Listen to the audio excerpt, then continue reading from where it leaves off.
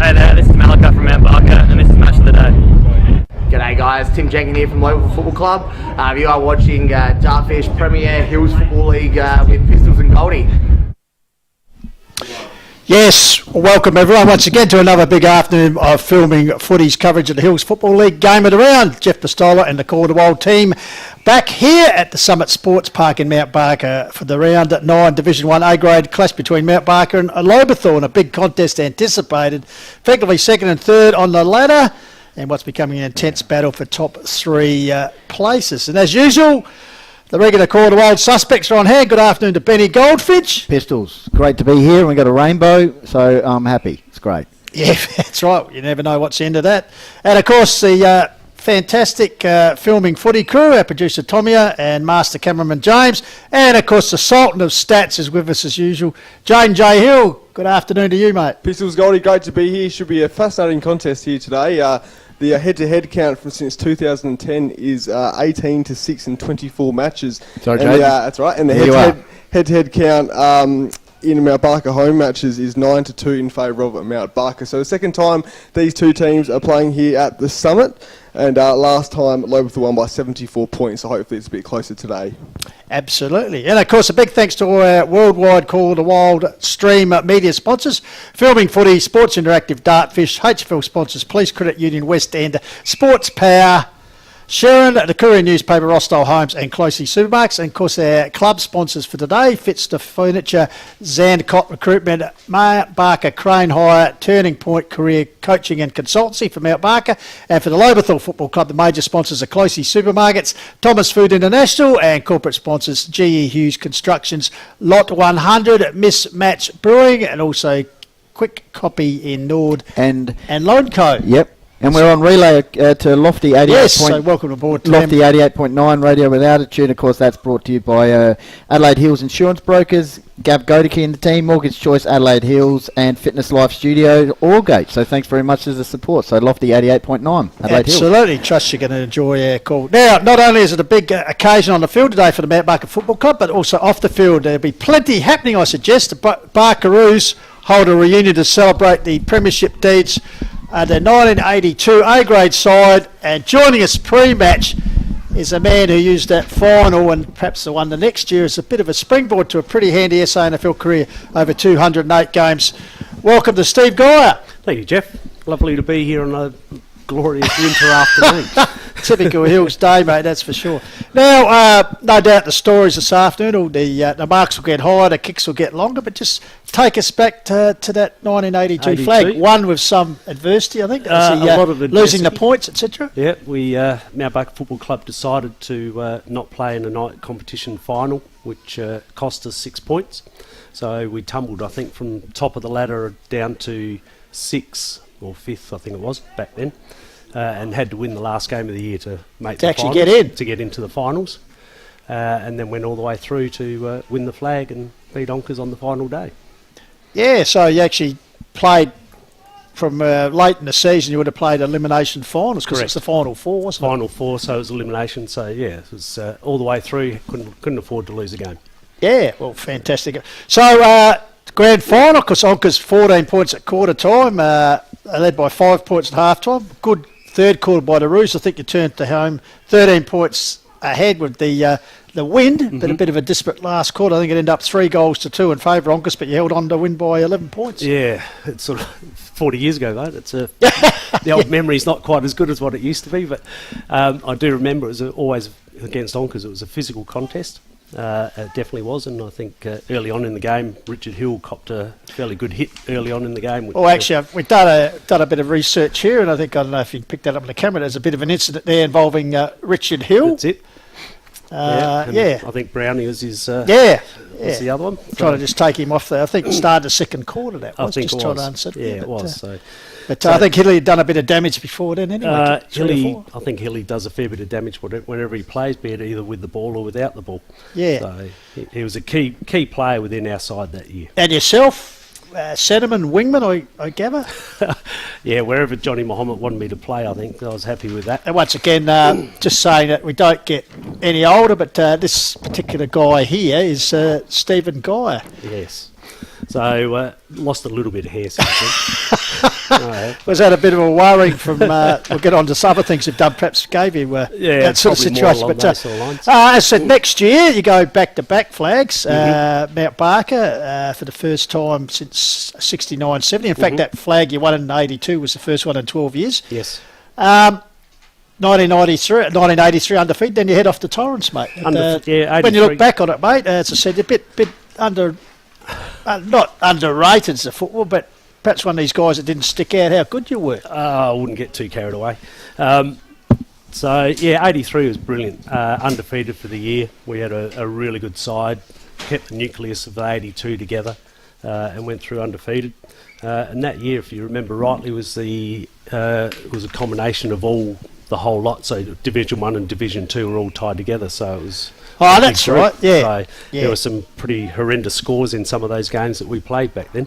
Yeah, I know. It's a big disparity between the Division 2 sides and the Division 1 sides. And then 84, luckily, through the efforts of Johnny Graham, who was the association coach in 83. The great Johnny Graham, Torrens. Yes, got me down to Torrens, and the rest was history from there. Fortunate enough to play a couple hundred games. Yeah, and also, as you said, don't sell yourself short. Back pocket defender. Yeah, started off in the middle. Keep saying one of my first games I had to tag Michael Aish. In one of my first games in 84, which was their premiership year, and I think he racked up 40 possessions in that game, so it was a good learning curve. Because he'd only won the McGarry medal about 3 years earlier. Exactly right. Hey, so 1989, joint best and fairest with Scotty Morfitt. Yes, Scotty Morfitt, joint best and fairest. That was probably one of the highlights, apart from playing league football and all of that. So, that was a good year. That was most enjoyable. And then how did you feel about the combination with 1990, the amalgamation between Woodville, West Torrens? As a player, I get asked about it a lot. It's not something we really sort of delved into. We just wanted to play football. Sure. At the end of the day, and we knew that sort of if we didn't merge, Torrens probably would have had to fold because financially we weren't in a good position. Really? So it worked really well. Rex Sellers and Bill Sanders back then were the driving forces behind the scenes to make it all come together. And I actually really believe one of the best recruitments they did was to get Neil Balm as the head coach. Yeah, I was going to ask you just in your time at Torrens, if I'm right, Steve, Glenn Elliott, Paul Weston, because Andy Bennett was the last coach, and then as you said, Neil Balm and I think Bruce Winter in your time, Woodville West. Yes, correct. But Neil Balm, because such a big imposing man as a player and a coach, how was he? Balmy is the best coach I had by a mile. Yeah, without question. He could relate to players. He knew how to handle the players. As you said, he was very intimidating to look at him, but he spoke with good positive intent. So. How was it when you were at the first training session? Because obviously the Eagles and then these Woodville blokes had been your bitter enemies, so to speak, and suddenly you're an amalgamated club. I know the same situation when Mount Lofty was formed with Stirling and Heathwood Oilgate. They really didn't like each other. No. Be like Mount Barker and Hahndorf joined together. And then you roll up pre-season, suddenly you've got to be all mates. So two parts to it. There was probably about 100 players on track the first training session from both clubs, so that was pretty tough and all of that. And then whenever we did any competitive work, you can guaranteed between the Woodville blokes and the Torrens guys there was a fair bit going on. Yeah, you'd man up on a ex-Woodville absolutely, just to show them who was boss. Yeah.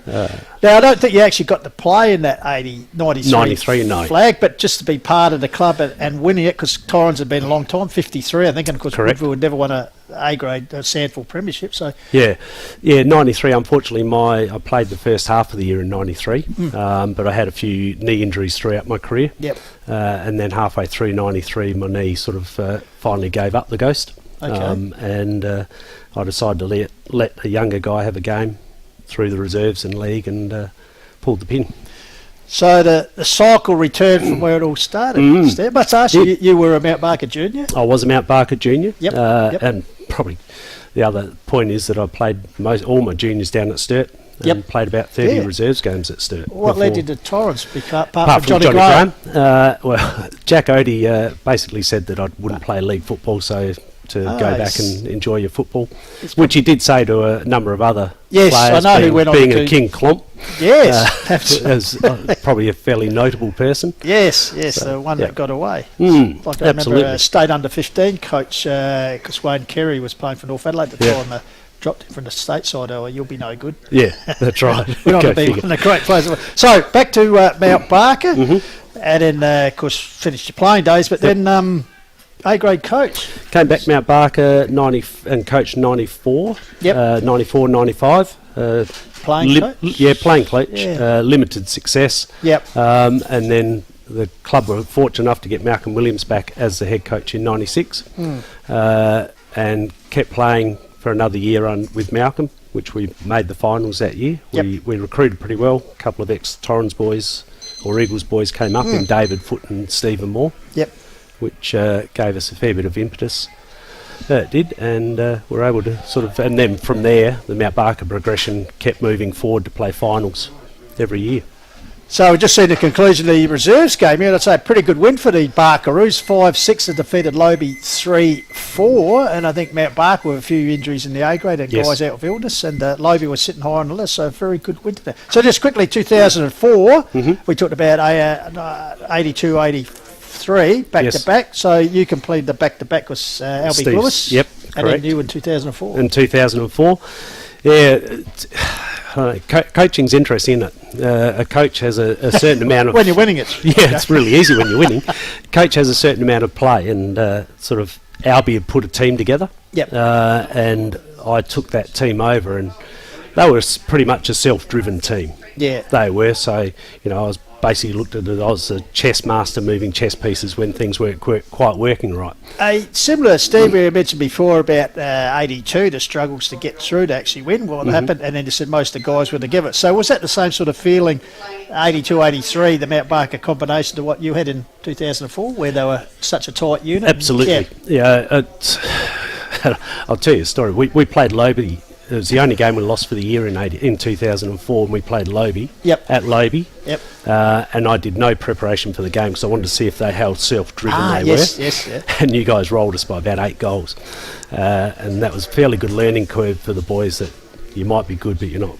You still need to prepare properly for a game. Yeah. And of course a few other flags you're involved in. I see, 2012 you actually coached the under-13 premiership here. I did, yes. And then 2012 also... SANFL under-18s. Under-18s. With Shane Grimm for 3 years down with Shane. Yeah. In the under-18s. So we had fairly good success and got quite a few boys drafted from those years. Yeah. So that was really enjoyable time going back there and doing that.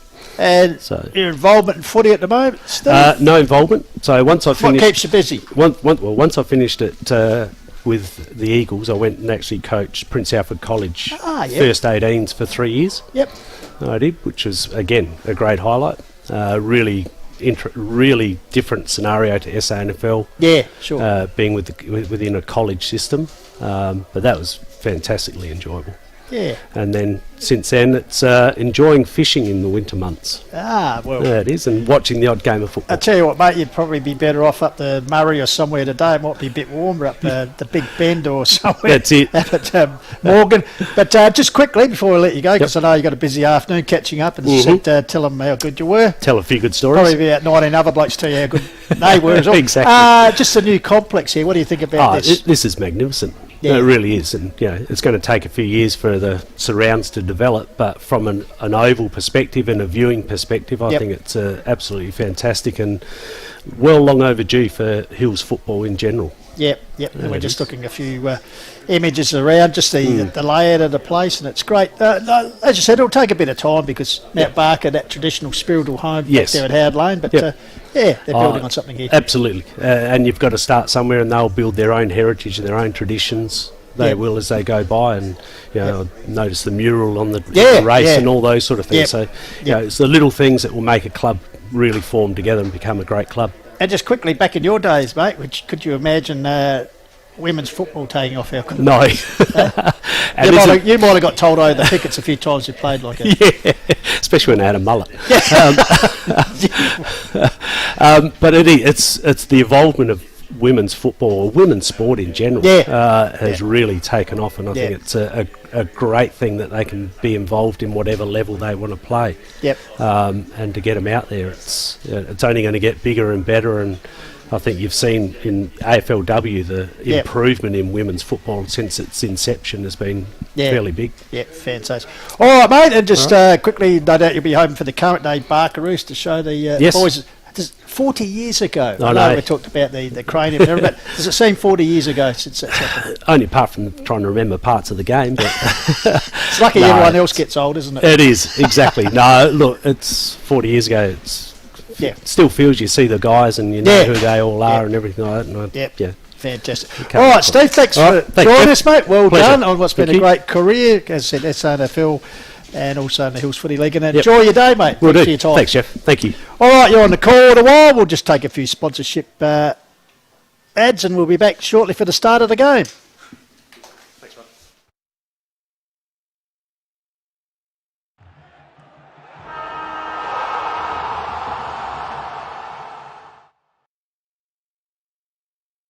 "2022 is our year for celebrating Fitzner Furniture's 50th anniversary. 5 decades of beautiful furniture, crafted by hand and with heart. 22 years as South Australia's original and award-winning stressless stockist. And now, also the destination for premium European-designed outdoor furniture. Fitzner Furniture, where good design lasts forever."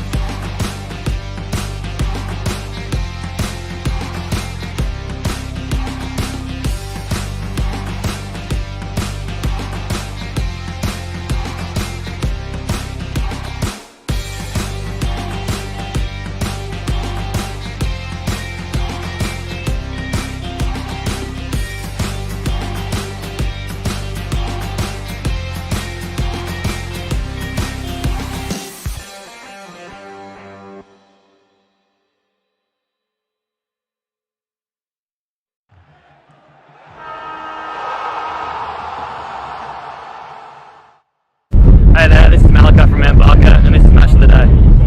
G'day guys, Tim Jenkins here from Lobethal Football Club. You are watching Dartfish Premier Hills Football League with Pistols and Goldie.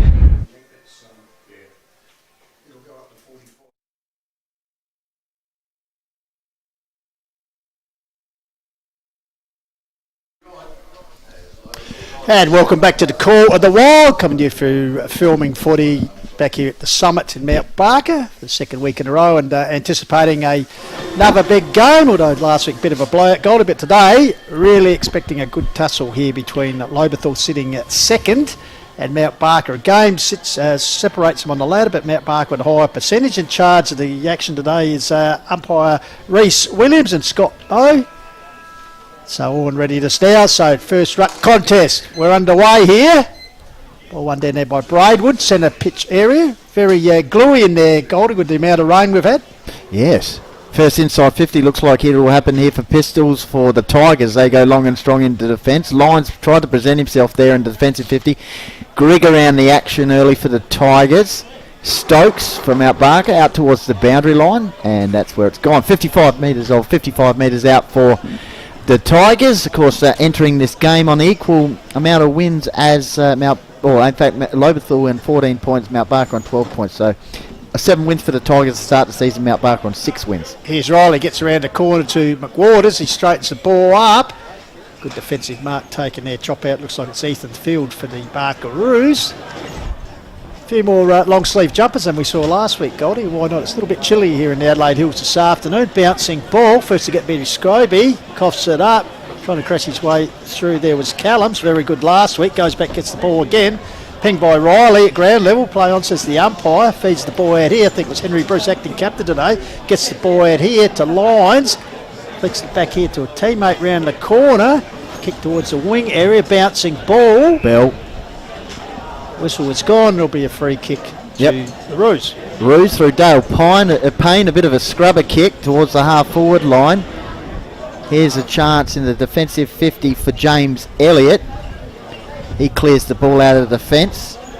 Defensive 50 there, out towards the wing area, towards the boundary line, and that's where it's gone. Thumbling the ball out of bounds there is Callum Tarker. Will be very interesting to see how it goes this afternoon, Goldie. With the wind, it's blowing virtually straight across the ground, so anything out our side could blow over the boundary line. Yep, certainly. Jane J. Hill will give us some stats that matter shortly. Again, just setting the scene for this match. Looks like it's a free kick here, Pistols for the Tigers.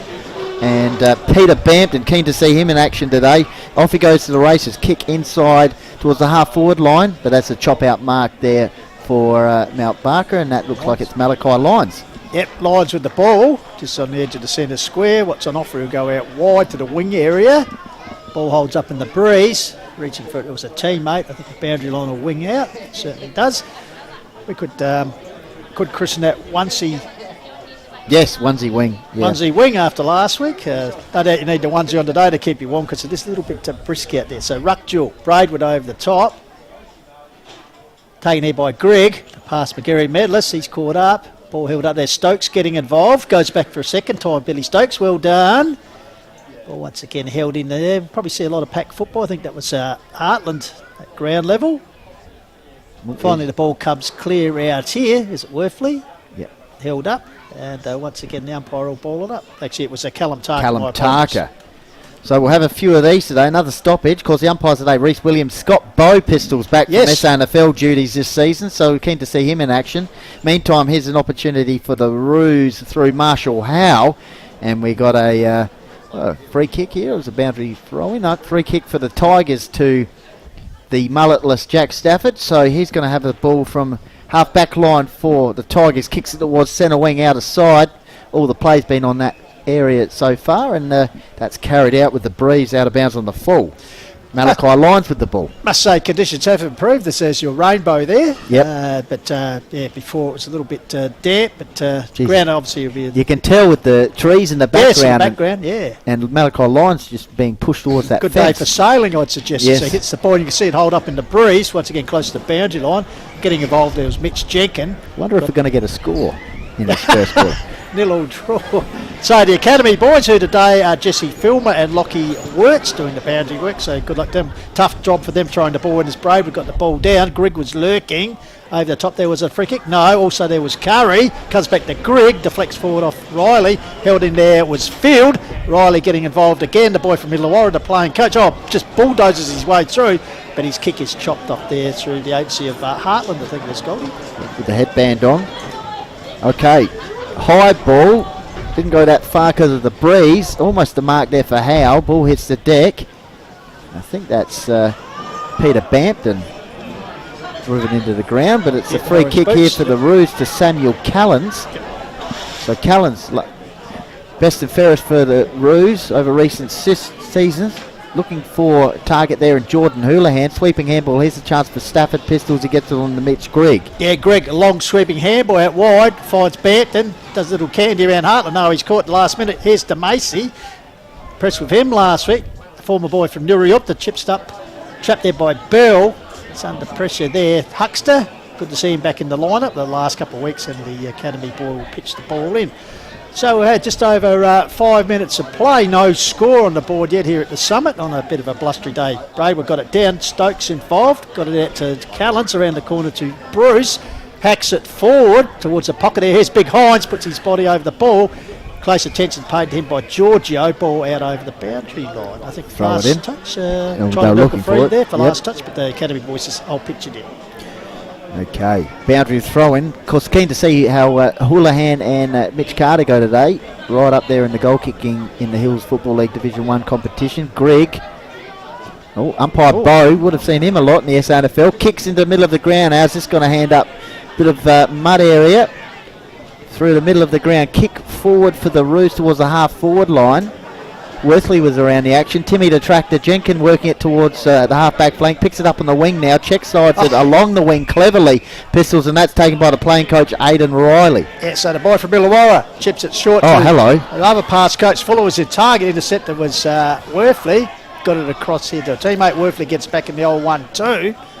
Got the ball off there off of Maney. as the ball goes forward. But chop out mark taken by Stephen Huxter. As I said, good to see him back. Plenty of experience. Puts to another man with experience as Mitchie Weeks with that left foot goes out wide towards the coaching box area. Oric. Tended Tata was Oric, but over the line, and last touch is paid to Tommy Worthley for the Barkaroos. Yep, Worthley brings it in board with a dribbling kick to Callens. Tried to get away from the would-be tackler there in Turpin. Balls comes back here for the Roos. Seth Hartland involved. Here's Worthley. He'll kick the ball inside 50, well, just to the 50 mark with the breeze holding it up. Weeks clears the ball out of the fence and finds Timmy Jenkin, who's pushed out of bounds about 60 metres out from the Roos goal. No score on the board. 7 minutes gone. Game 193, I believe, for the tractor this afternoon. Very much so. Of course, Mitch Weeks also bringing up game 50, I think. Good to see him out there after a few years of injury. And Cooper Skinner 100 games today. Turpin got a ball from Peter Bampton, and that's a repelling mark there by Ethan Baxter. Looking forward to seeing him in action again today. One of the youngsters in this Roos lineup. Finds Lyons. Yep, messes up the line. We'll cross the line. So Lyons, Malachi Lyons, because had a injury played career last year with osteitis pubis. Goldie, but looks like he's running okay at the moment. Ball right down in front of the interchange area was bundled over. Oric getting involved. And also Maney, so the academy boy will pitch the ball back in. So we're coming up to 7.5 minutes gone. Still no score on the board. Could be a scoreless draw. As handball comes out into Grigg, he gets a high kick away towards centre half forward. He's full of putting in the big ones. Will it sit for him? Yes. No, he's under a bit of pressure there from field. Goes to ground. Keeps the ball in under him. Sorry, it was Ben Pring, my apologies. Pring holds it right on the corner of the centre square. So good work there by Field, because Pring falling over the unfortunate moment because he would have been off to the races. So ball up. Big lever was Baxter, the young man. I crashed into Braidwood. Umpire was happy with it, and he'll come in and recommence proceedings. So 8 minutes just about ticked over. Here on the corner one, of course, thank you once again to our sponsors, Fitzner Furniture, Zancock Recruitment, Mount Barker Crane Hire, Turning Point Career Coaching and Consultancy for the Mount Barker Football Club. We'll get to Lobethal shortly. Of course, we're also on Lofty 88.9 FM. Here's a chance for Henry Bruce, meantime. Kicks it from the wing position towards the half-forward line. Good defensive spoil there for the Tigers. Middle of the ground. Oh, Damasi tried to get a teammate, eventually does. Wrapped up in a ragdoll tackle there. Was that a sling? Might have been. No, umpire lets it go. Here's Matt Fuller. Explodes away. Left footer. Of course, no longer the playing coach. Enjoying the freedom. Mitch Carter inside attacking 50. Drops the chest mark. Malachi Lyons clearing ball out of the defensive 50. Ball hits the deck. Here's Mitch Grigg. Let's see what he can do from this distance. He's got the man. Cooper Skinner. That was quite clever, actually. Tapped it to Carter. And the umpires deemed a free kick here to Bennett. Yeah, so Bennett's former Blackwood boy gets it across here. Bouncing ball. First to arrive is Tarka. Will it sit for him? Yes, gathers it. Then great work from the boundary umpire there. But the academy boy right on me says, you're not falling on me, son. He was right there. So for the first time in the afternoon, for the early stats, Jaden J. Hill. Cheers, thanks, Pistol. So 19 kicks and 16 handballs for Mount Barker compared to Lobethal's 19 kicks and 11 handballs. Tackle meter 25 to 23 in favour of Lobethal. So the pressure is high at the moment. Thanks to Jaden. Ball held up. Scrum. Good body work in there. Of course, as usual, that's Kyle Turpin. Good to see him back in the side as well. So Rutjul, Cooper Skinner in the sleeves, but it's taken away by Mount Barker. Hack forward towards the wing area. Coming to me, there's Mitch Jenkin. Puts it back from whence it came. Here's a chance for Grigg. Will it sits for him? Grabs it. Swings around on the left. Puts a high kick. Under it was Oric. Here's a chance for Carter. The danger man grabs the ball. But caught by the wing there and out on the full. Must say, Goldie, with the amount of rain we've had, the oval's in very good nick. You'd expect in a state of art, except of course for the turf pitch area, which is a little bit claggy. Had a chat to Andrew Bruce and Scott Filmer, which will play during the match, and they talked about that. Pistols, no issues with the oval. No worries about that. Just maybe, anyway. Daniel Bennett kicks the ball outside of the defensive 50 for Mount Barker. Still neither side on the ball with the board with the score. Gee, that's carried some distance there towards centre wing. Hines tried to pick it up, barrels his way through. Coming through there is Jenkin. Mitch Variety. Mitch Weeks slaps it on. Oh, what's the umpire called? Big Hines has got a pistol. He's going to kick in the middle of the ground. Yeah, he's looking for a teammate. Oh, hello. That might be 15-20. Found him, DeMace. Bit clumsy there by Braidwood. So DeMace said former Nuriuk to play. Also had a stint at Centrals in his younger days, so he nurses the ball forward. But it's all Tigers back there. And the band on will be the last touch paid, I think, and it'll be Cooper Luke will take the result in free kicking. Just to mention, Lobethal sponsors, major sponsor Closey Supermarkets, Thomas Foods International, corporate sponsors GE Hughes Constructions, Lot 100 Mismatch Brewing, Lone Co. Yeah, thank you very much. And quick copy at Nord, of course. Yep. So we've got a stoppage here out of sight. Of course, we're on Filming Footy YouTube today, so just click on the link on the Call of the Wild Facebook page and get all access to the big match here. And tell us where you're watching it. Yep. Probably, if you're smart, home by the fire, I'd suggest Goldie. Alrighty. Fair blustery breeze on that outer side. You can see by the Academy boys just heaving that ball, trying to get it at least 5 metres. Braidwood just picked something up in the background there, Pistols. That tree. The tree's just about to snap in half. Alright, wing area. McWaters snaps, kicks the ball. We'll try to get it towards the half-forward line for the Tigers. They're just, well, we've turned into a game of soccer here. That's what we've turned into here. Maybe we'll get a goal on the board. Here's a chance for Oric around the action. They're still soccering on the ground. Can we go and for a try? It's soccered through for a point. So after 12 and a half minutes of play, the first score is actually conceded. Rush behind to the Tigers, so they lead by the barest of margins.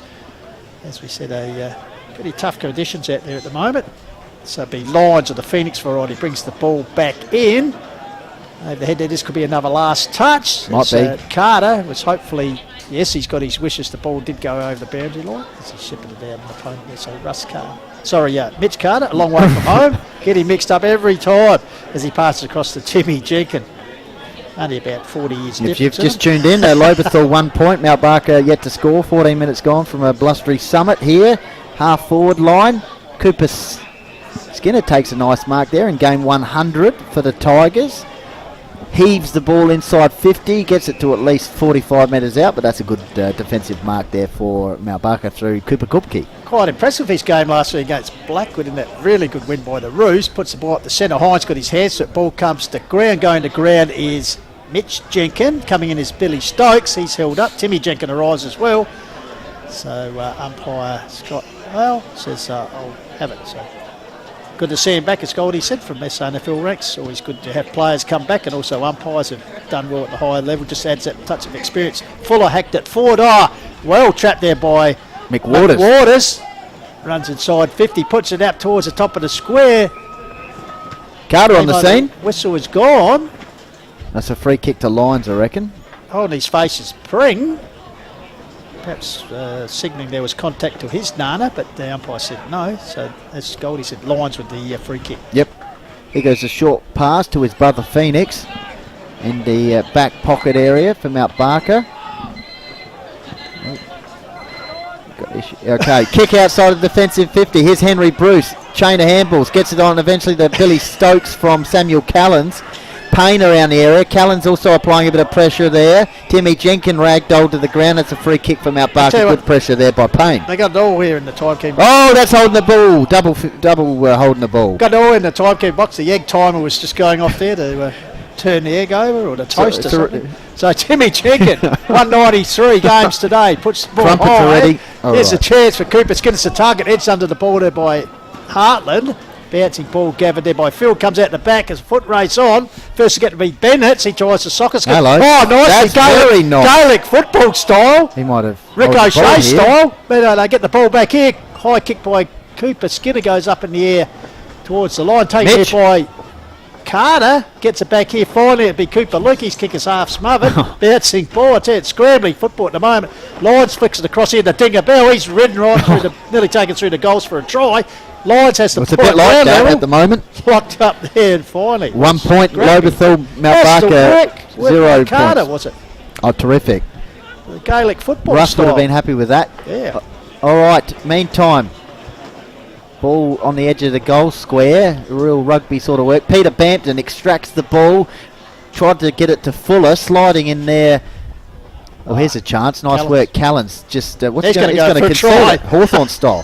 He goes to Worthley, does he? Or is that chopped out by Cooper Luke? This is scrappy sort of stuff. Here's Cooper Luke. Just a bit of class is required. A bit of poise. Tried to get it to Aidan Riley. Oh, both players going in hard there. McWaters Here's a chance for Squid. And he goes back, Giorgio, and finds Steve Huckster. So Huckster inside the centre square will go long. The ball holds up. There's a chance, a big leap. No real leap in the end. Bouncing ball trapped there. Dispossessed. Trying to barge his way through there. The ruse. Ball's Billy Stokes at ground level. He's to be set there by a couple of Tigers. Bit of push and shove off the ball, and finally umpire Reece Recker-Williams comes in and says, I'll have it. So as we said, tough conditions. We've played 16 and a half minutes, 2 behinds on the board. To the Lobethal Football Club. Mount Barker yet to get on the scoreboard as they celebrate their 1982 premiership victory here this afternoon. So big crowd in the house. Ball comes down from the ruck. Duel gathered there by the big man in Braidwood, I think it is. Yep. So once again we'll have a ball up. So umpire sets it up. Skinner wins it down. Trying to crash his way through there. Bit of push and shove. Finally the ball hacked forward for the Roos, but in the meantime a whistle is gone. And the kick will be taken here. Is it Scobie? I think it is. Bit of does some very good work on YouTube, I've been told, Golden. Give that a plug. Always, Fuller looking for the ball. So's Jenkin, Mitch variety. He goes long, strong, and that's out of bounds on the full. And actually, unfortunately, in the background you see a little bit of misty rain starting to creep in just to make conditions that all a bit more pleasant here, Goldie. Lobethal powering away at the moment. 1 point, 2 points, I should say. No, 1 point still. And I think they've both been conceded. 2 points, 2 points, sorry. Yeah, I'll have 2 coffees as well. 2 points, double the score there, Tomia. Yep. Lyons, meantime. Malachi Lyons out towards the scoreboard area. Lit up. Or is it 3 points now? Nah, it's only 2. 2. Should have added another one. They're hoping for another. The timekeeper's getting Mitch excited Jenkin on the scoreboard.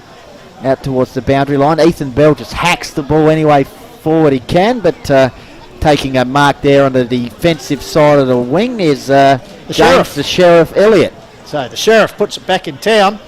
Goes high from the scoreboard, which you can see is lit up. Overrun with goals at the moment. 2 points to Mount Barker yet to score. So she's tough going here in this first term. It's a game here, of course, round 9. Second playing third. 2 attacking sides, and yet only 2 points between them at this stage of the game. Comes down here to Riley. Faked the handball and got a clearing kick away. Oh, that could be in the back as over the top came Carter. No, flicked the ball out. Lyons under siege here. Here's a chance, Curry. Swinging on his opponent there, close to the boundary line. I've been Phoenix Lions, and in the end out over the boundary line. I tell you, the Academy boys are getting a bit of a workout here at the first quarter, Goldie. Yep. And they said, haven't seen, I think we've only seen one passage of play. We might have to get Jade and Jay to give us that stat on this grandstand side so far in this game. As ball comes out here, got a clever handball by Cooper Luke, gave it to Giorgio. High kick went high, then it went longer. Ball comes down, Carter involved. Cleverly taps it out here. It's a chance for Turpin. He tries to get the ball out and turn. I think Howe getting involved there. Finally a clearing kick from Mount Barker out towards the scoreboard. Bouncing ball suggests that'll be out in the last touch. Mitchie Weeks scrambles and jumps over the pickets and heads to the Mount Barker summit to retrieve the ball as his teammate Mitch Jenkin takes the resultant kick for last touch. Yep, coming up at quarter time, a bit of a chat with Andrew Bruce Pistols. We'll play that, and then half time Scott Filmer. 3/4 time also we'll have a chat to Aidan Riley, so don't go anywhere. Got it all covered here, Call of the Wild, and hopefully we had a goal on the board soon. 20-minute mark, Mitch Carter with an opportunity. Tigers majority of the play over the last few minutes in their forward half of the ground. Jaden, would you agree with that, with the stats? Yeah, they've had 44 kicks to 34, so winning the kicking count. So there's actually been, 78 kicks for only 2 scoring shots, so pretty unbelievable there, as Carter... And inside 50s as well? Inside 50s, so 12-6 in favour of Lobethal. Carter with the shot, Pistols, looking for goal number 30 for the season. Oh, Cooper Skinner! Well, there we go. We might get our first goal from the 100-gamer. Absolutely. I don't know if Mitch Carter was hoping for that, but that worked out pretty well. So Cooper Skinner has kicked 9 for the season, Benny, so far. Like his boots, nice orange colour. Yes. Be able to see him late in the last quarter when no doubt the light goes down a bit. So from the edge of the square. There we go. They got our first goal and they get around him. Good reason. Game number 100. Good lad. Played interleague last year. Coached the winning side of senior Colts as well. Yeah, absolutely. Very versatile. Of course, I think it was an Australian under-16 rep to South Africa of all places. Yes. Let's have a look at this kick again. Pretty standard, straight in front.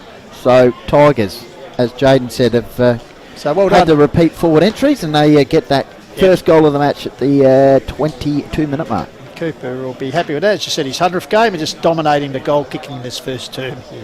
So 1-2 plays yet to score to Barkaroos, but as I said, kicking towards the end of the wind at the golf course end of the ground. So umpire Scott Moe back in the centre will recommence proceedings, waiting for the Academy boy to hit the edge of the square. So here we go. Braidwood in ruck against Baxter.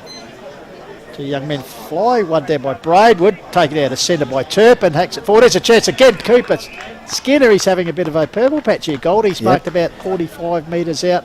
He'll be dead in front, so maybe Backing himself in here. backing himself in. Aidan Riley, just a bit of a quick word Where's there. Timmy Jenkins for the handoff? Well, he's going to really drive it in. BJ Holds Yates up. style pistols. Drop punt, holds up in the wind. Carter. Mitch Carter just out positioned Bennett's there at the end. Have a look at that. Wow, just the ball just dropped at the last minute. I think Bennett thought he was in the box seat, but good use of the body there by Carter.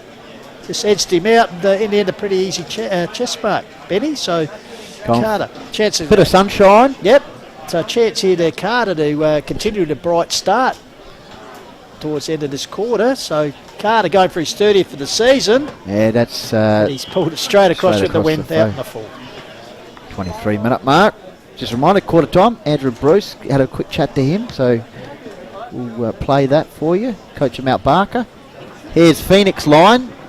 Driving kick outside of defensive 50. Good mark overhead. Taken there by Marshall Howe. Half back line from out Barker. Kicks it past Lobethal's interchange bench area. And that's taken there by Elliott. James, the Sheriff. Elliott, half back line. Very reliable this season. Good grab by the Ledgewood Stafford. product. Stafford, he goes quickly down towards the tall. Timber over the back. Oh, good defensive. This is a chance for Carter. Can he run onto it? Can he get it? Oh, well, Line of score. yeah, the line beat him, but Lobethal 1-3. Mount Barker yet to score. Jade, I'd like to know if you had the stat, when was the last time Mount Barker held scoreless in the opening term? And with two of the top sides here playing like one goal between them. I'd like to know when it was last Yes, time. I'll make sure I get that stat for you. There you go. Oh, really? Well, All right. well done. Well done. I like you to finish Not that it we're with the- doubting your ability, Jaden. That's a ball in front of the interchange area. Here's Payne. Howe. Oh, Howe. Howe, he's worked over the boundary line by Fuller, nearly into the temporary coaching box there. Yep. So, the Academy boy pitched the ball back in. Nice Braidwood purchase. gets it down. Callan's involved. Here's Turpin trying to bowl it to go through. Gets it to Greg. And that sounds like it's a smoke. Sensational. Wow, it's all happening here at the summit. Sensational. Just love coming here. It's got so much attraction and appeal. 25-minute mark, quarter. So that's quarter time. We got some sponsorship announcements and also a bit of a chat with Andrew Bruce, the coach of Mount Barker. So don't go anywhere.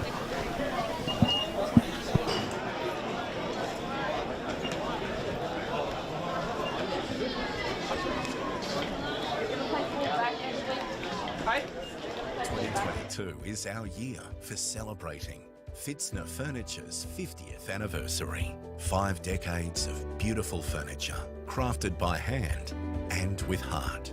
22 years as South Australia's original and award-winning stressless stockist. And now, also the destination for premium European-designed outdoor furniture. Fitzner Furniture, where good design lasts forever.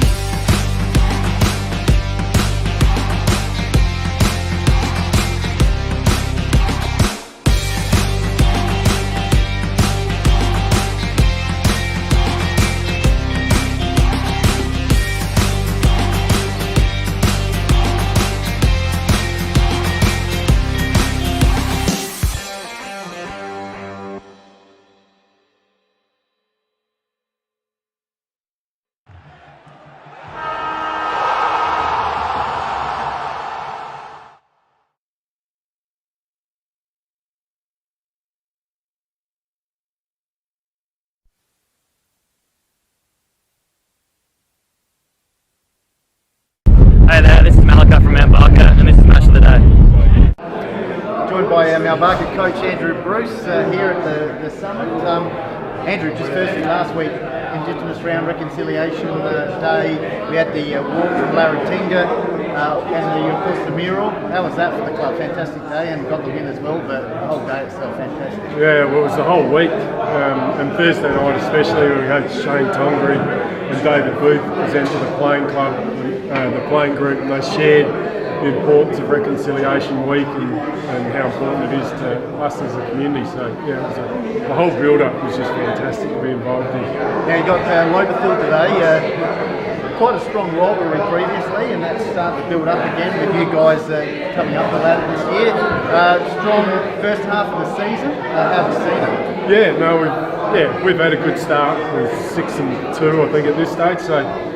Yeah, it's a big improvement for us, but we know what we're up against. Well, you look at the midfield of Lobethal today with all that AFL and SANFL experience, big bodies. It's going to be a challenge for our young group today. And how have you found it, the new setup here at the summit? I mean, it's had its ups and downs, so a bit of rain today. So, yeah, overall, how have you found it? Yeah, well, we're having a bit of a chuckle at the moment because the president's out there hammering in stakes, trying to keep the marquee up for us so that we can actually sort of stay dry, but that'll be part of the day, seeing whether that survives. But what you will notice is that the field out there is just outstanding. So watched in the under-18s in these conditions, they've been running and bouncing the footy, so that part of it's outstanding. The cricket pitch is still a challenge for us. I'm informed that it's 100 mil too low, and that's starting to get really bogged up real quick, so we'll see how that evolves over the next couple of weeks. Fantastic. All right, Andrew, thanks very much for joining us, and all the best today. No worries, thanks. Joined by Mount Barker President Scott Filmer here. Okay, back on deck for the start of the second term here. Mount Barker v Lobethal, and it's the visitors, the Tigers, in charge 1-3-0 score here in the second term, brought to you by Zandcott Recruitment, great sponsor for Mount Barker.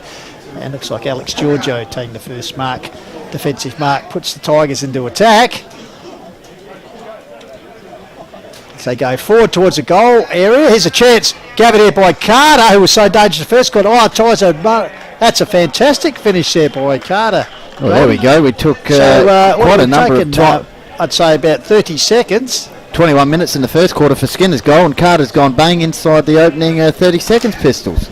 Yeah, it's a great finish there, and goals hard to come by against the wind for Mount Barker in the first term, and there you are, they got a goal in virtually the first 30 to 40 seconds. And great pleasure, joined by special comments today by Shane Ettridge, who's going to join us from the Roos. Great to have us. Thanks for joining us, Shane, and of course past captain of Mount Barker Reserves. Great win this afternoon in the curtain race, but also we were told played in the junior Colts premiership, coached by the great man Andrew Ozod-Lechner. Yes, absolutely. That was he rated you as one of these great proteges, but it's a bit disappointing you didn't go on with it, mate.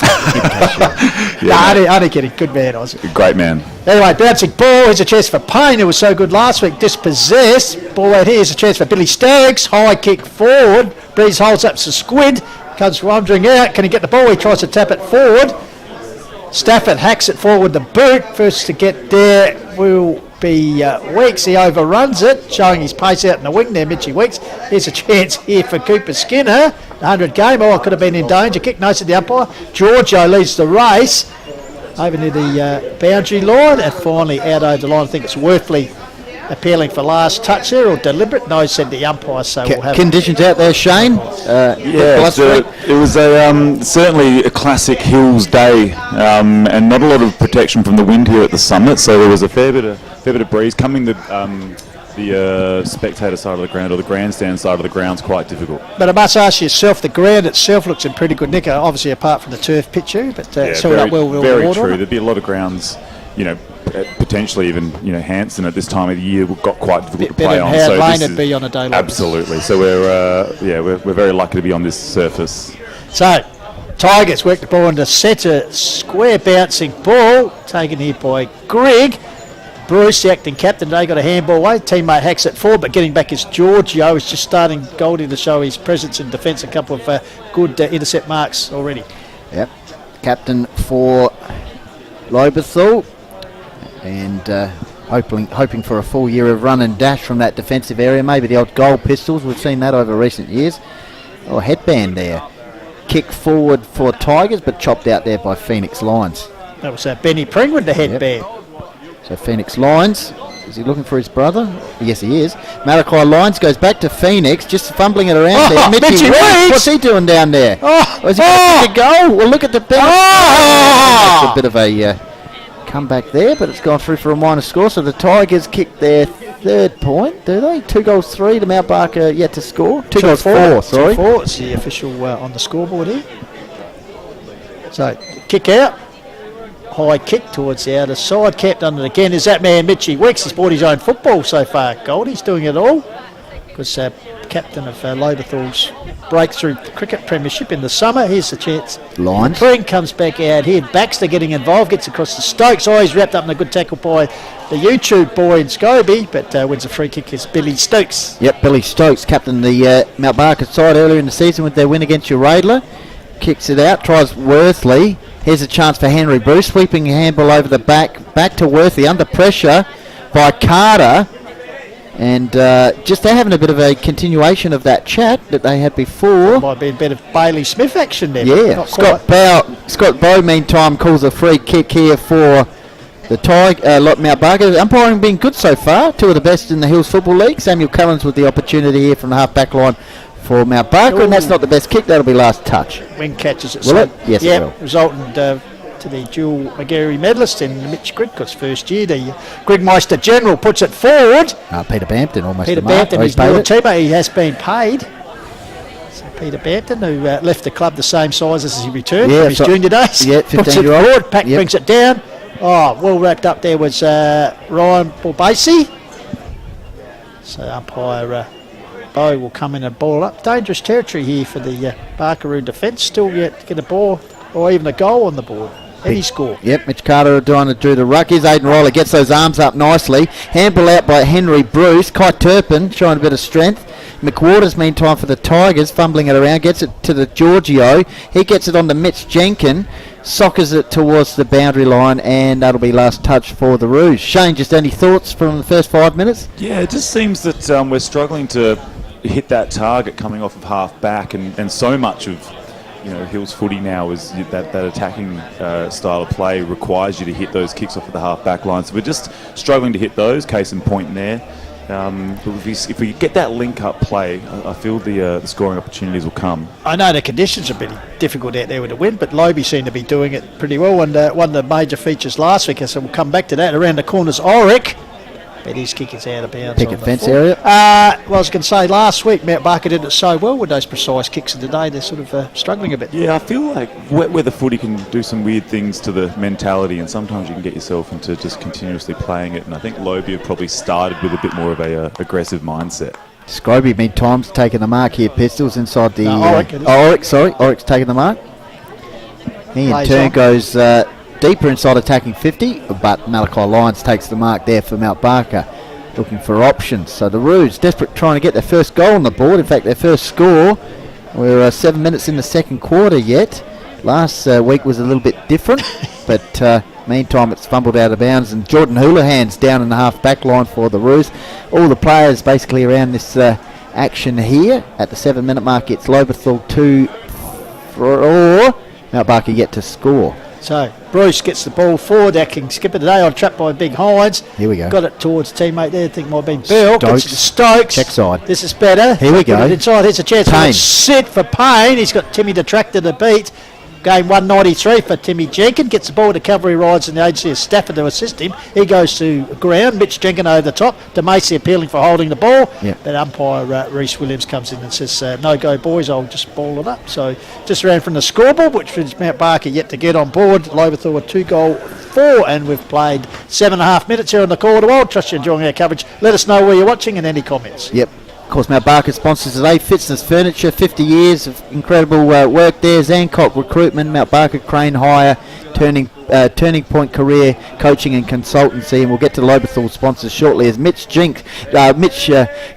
drives the ball forward for the Tigers. But great work by Malachi Lyons, as Shane Ettridge pointed out. He goes to his brother Phoenix. They link up quite a lot. He in turn goes out here to Callum Tarker on the wing, interchange wing area. Kick forward. Hines is 2-on-1 here. The big fella did well to bring that down to ground level. Tried to get it to Damasi. Damasi sockers it out towards the boundary line. And that won't be last touch because a couple of players are under pressure there. Shane, just give us a bit of background. His first senior game for this season, Callum Tarker. Yeah, he got a fair bit of experience last year, as did a lot of the squad. Obviously, it was a very youthful team in the A grade last year, so a lot of these guys got their opportunity, and it's meant that last week was a great example of it. When the depth is called upon, all that experience that they gained has really helped with the depth. And I think he kicked the goal in the debut last year, and everybody got around him. He's a very popular guy around the club, and is dangerous inside forward 50. So Damasi's high kick to the goal square, tumbling mark taken there by the Sheriff and Elliott. He looks after his patch, so he puts down one drop. Oh no, Cooper Luke backing Giorgio's up his Giorgio, the skipper, mops up, kicks forward, but mark taken here for Daniel the Roos by Bennett. He's down the ground. You can see the ball hold up in the breeze there. Big leap was Callan's ball, comes to ground, kicked away by Curry into the quagmire in the centre of the ground. Soon to be.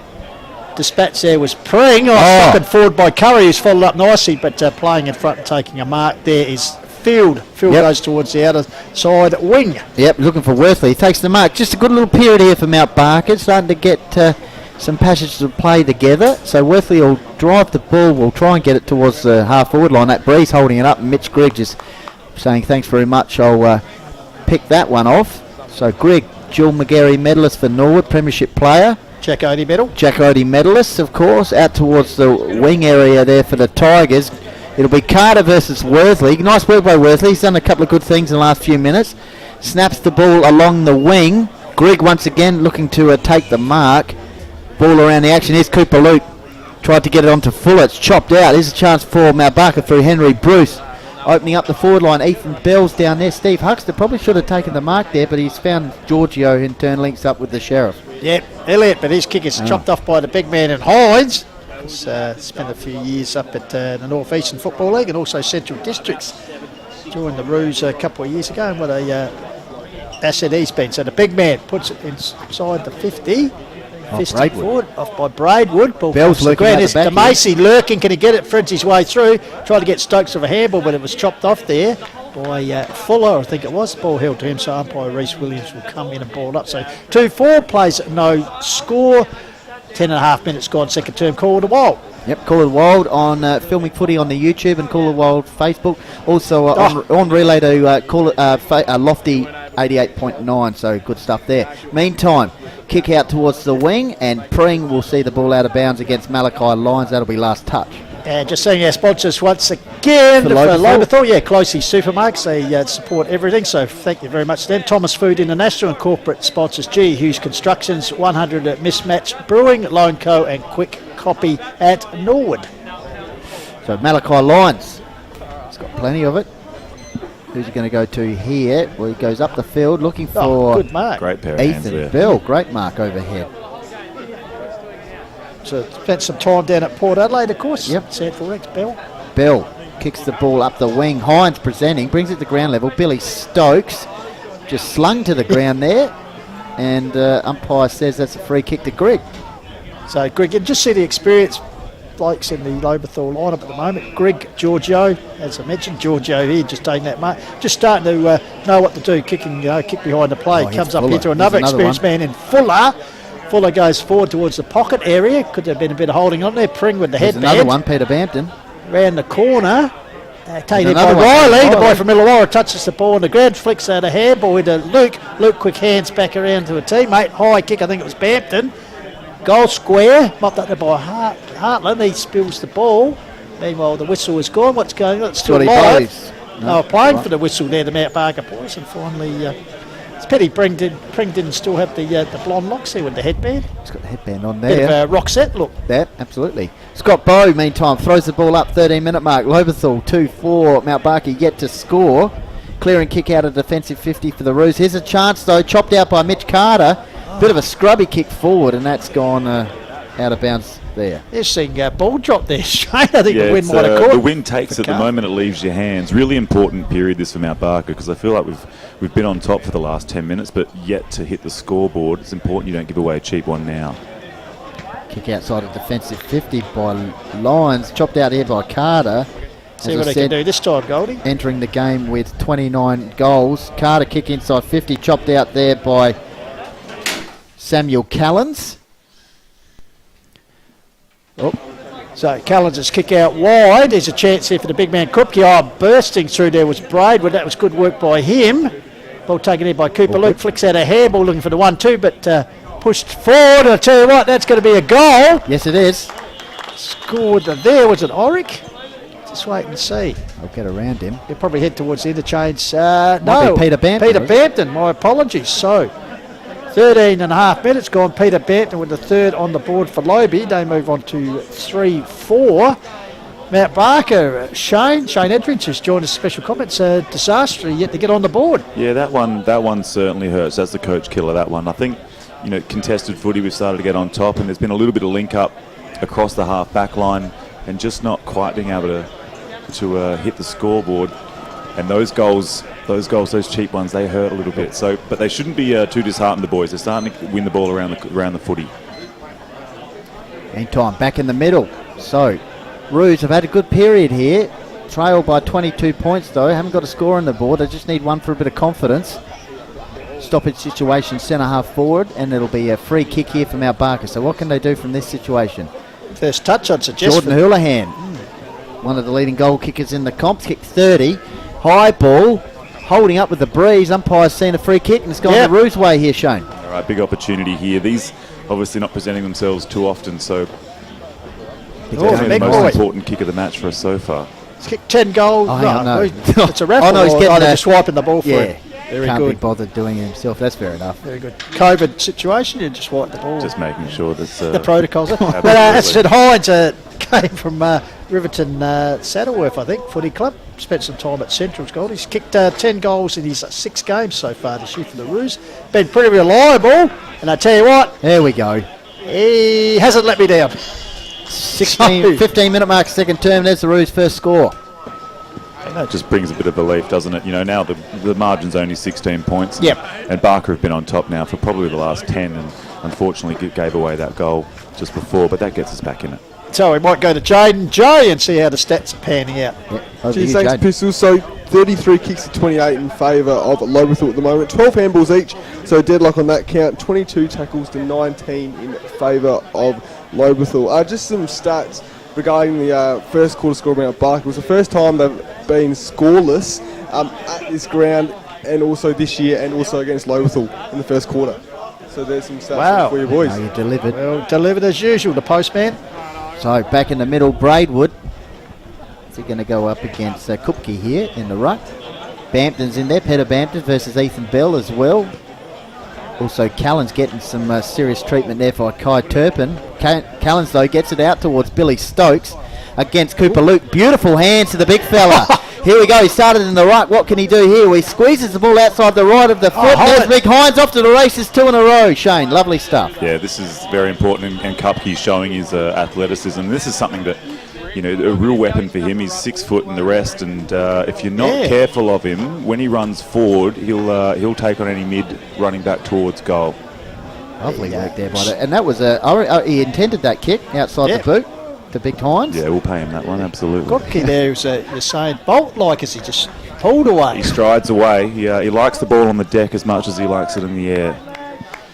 So, what a change. As I said, struggled until 15 minutes the second term to kick a goal, and had to kick 2 in virtually a minute and a bit. So now right back in the game. It's a 10-point margin here, Goldie. Yes, just waiting for the umpire to get the ball back. So we can gone say down the cliff, isn't it? Very good. Yeah, that's the summit Wayne cliff. So rainbow out here. It's got it all out here. We've had multiple rainbows here. Thankfully, the weather has pulled away some very bad weather around Adelaide. 10-point margin, Pistols. Game on. Braidwood puts it forward. First get me Ringer. Bell grabs the ball. He's got a teammate there. Gets it back to him. I think it was Field. High kick, but once again the experience of the defence comes out as Timmy the Tractor. Game 193. Jenkins takes the mark. Yep. What's on offer? I think he'll just go bang straight down the line, which he does. Towards the rainbow. Pack forms. Oh, good defensive work, Barker. Here's big Rebounds the ball. Braidwood. There's a big man, Braidwood. Big Jimmy Braidwood. Oh, cleverly tried to sock it out. Didn't get far. Gave it to the Sheriff. Gives it back to Braidwood. He's under pressure now. Gets back to Mitchie Jenkins. Roos have lifted. Tell you what, the Roos pressure is starting to take a toll here on the Tigers. High ball. And getting back Cooper Luke, not 10. Gets the ball, goes out wide towards the wing, but I tell you what, camped under it and taking him off. Cookie undoes his good work there as he missed that one completely. All right, ball here we goes go. to ground, but free kick. Yep, Ethan Maney Pistols kicks the ball out to Tom Worthy. Great period here for the Roos. They've cut the margin down to 10 points. Just that goal, last goal to the Tigers there by Bampton Ocado. Just going against the run of play, but back-to-back goals to the Roos through Hines has got them right back in this match. 2 goals to 3-4. Here's Houlihan, so he'll drive it into the breeze. Big Hines is down there. Oh, big Braidwood. That's a good mark by the big ruckman. Big Jimmy putting up the Dukes, taking good mark there, Goldie, as you call. So Braidwood spend a bit of time at Sturt. Nice kick. Off goes Stafford. He goes one kick. Open forward line. Get this over the back. They're in, but a great mark there, as you'd expect, by Malachi Lyons. Yeah, fantastic. Rocket Gibraltar. That went over the back. They were home and homes to Tigers, but nice there's work. Hartland. Seth Hartland. Played last week against the Woods. He goes out towards the wing Pistols. Mitch Jenkins brings the ball. Bampton in pursuit. Academy boy might win out. Worthley gets involved, but the Academy boy left of screen puts up the hand and says, I'll pitch it back in, do my good work. You can probably see the breeze in the background, the trees just blowing around. A couple of koalas have dropped out, so it's pretty strong over there, Goldie. Yes, that boundary throw-in under pressure there. Here's a chance from Callens. Snaps the ball forward, taken by Timmy Jenkins, half-back line. So the tractor with the ball at the 20-minute mark, Lobethal by 10 points. Timmy said he'll be part of the representative team next week because no call to Wild. We have representative duties. Hills Football League playing the River Murray, so looking forward to that. Meanwhile, the Roos bring it back in. There's a chance for Worthley, put up the Dukes. That's Did he mark. control Okay, it? No, so the umpire Bill's the recipient anyway. Puts it forward.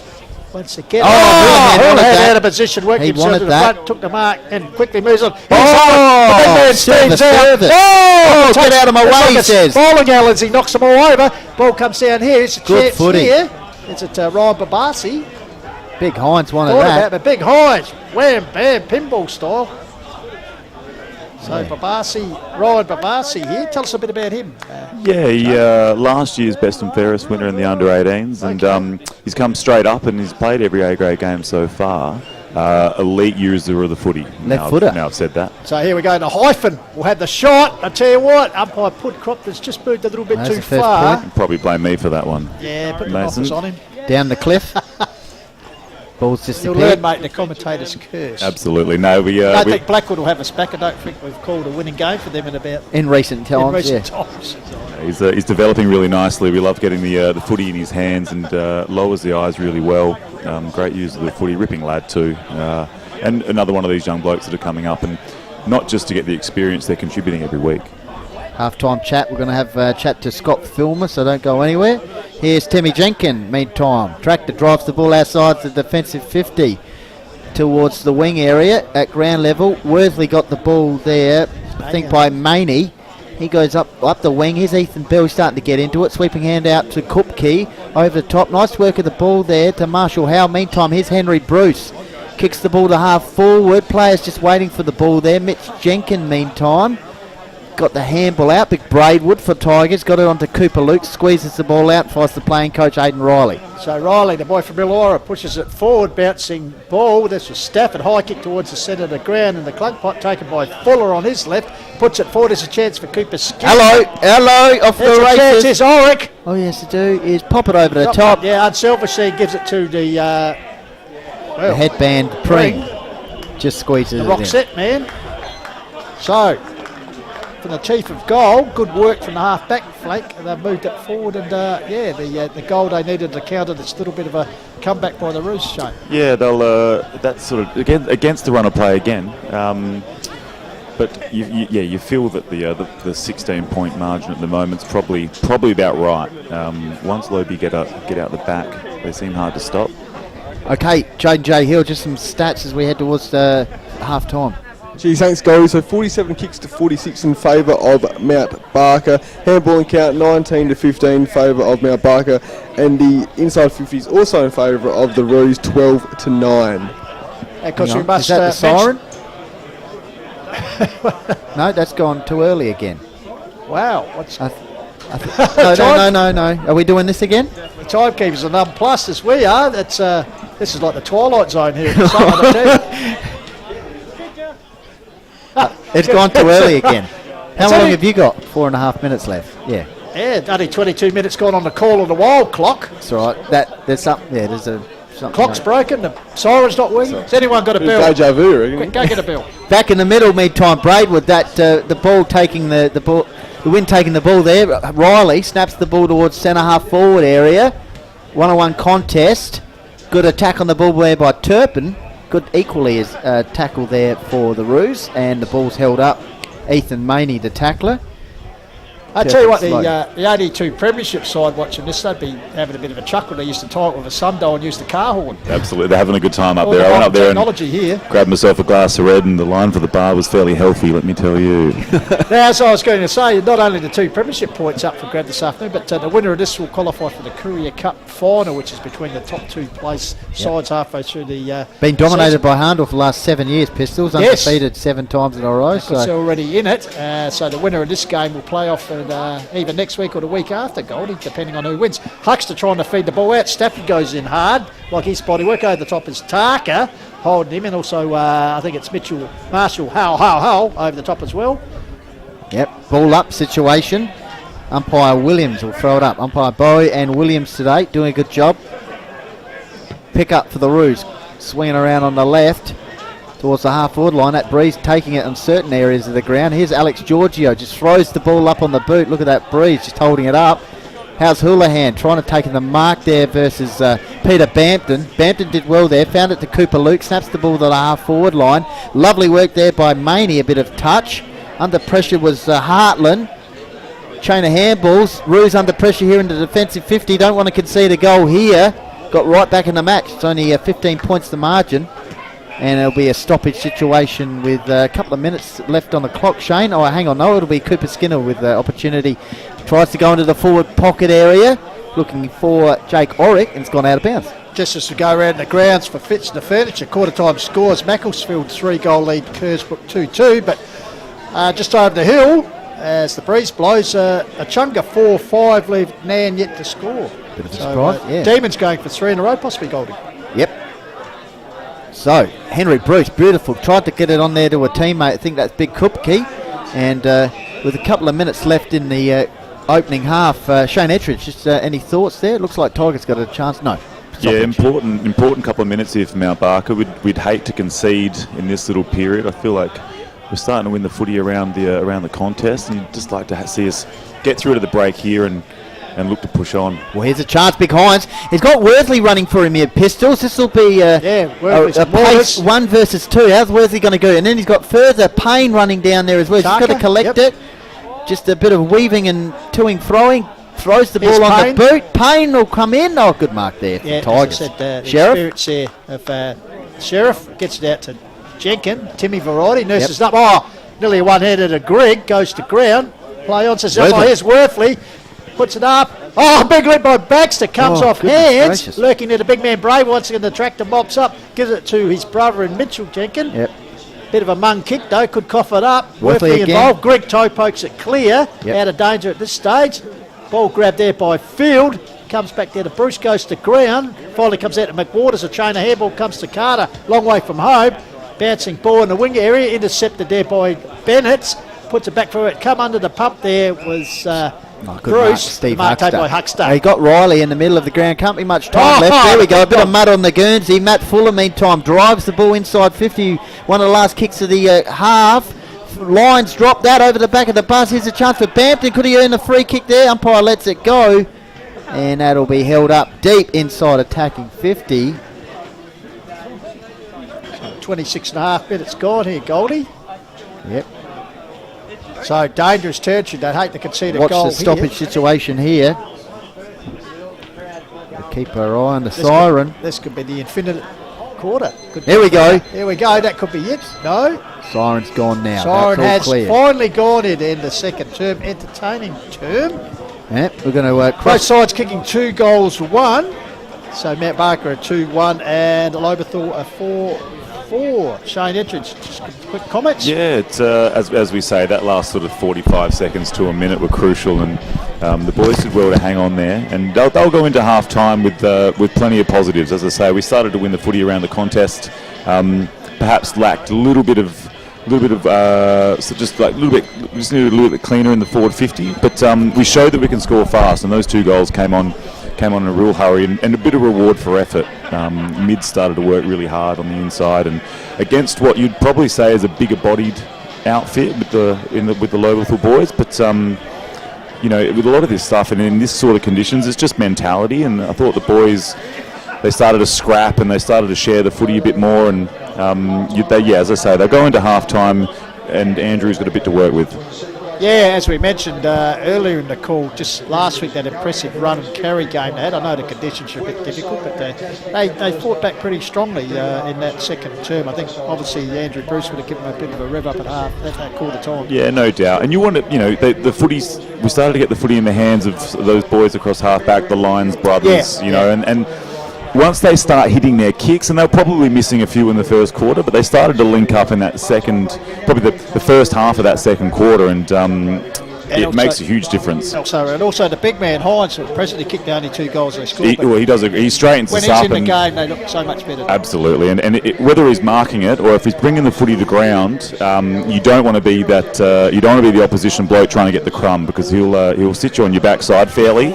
He'll sit you on your backside fairly, but he makes his presence felt. All right, Shane Edridge joining us today for special comments. Thank you to him. We'll let you go and have another glass of red and warm up as we half-time here at Calderwold, 4-4. Yeah. Lobethal lead Mount Barker 2-1. Scott Filmer coming up as well.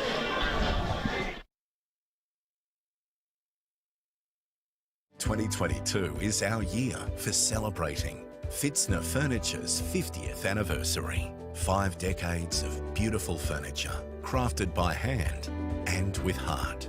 22 years as South Australia's original and award-winning stressless stockist. And now, also the destination for premium European-designed outdoor furniture. Fitzner Furniture, where good design lasts forever."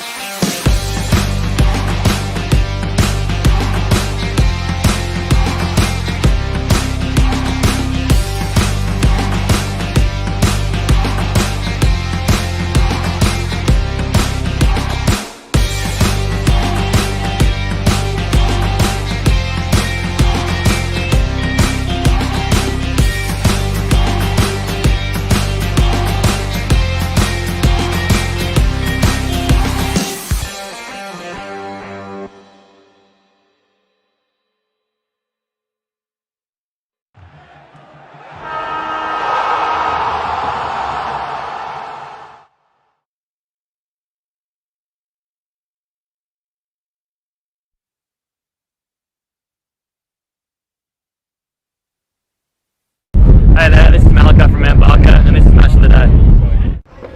Joined by Mount Barker President Scott Filmer here from the beautiful summit. We had a rainbow there before.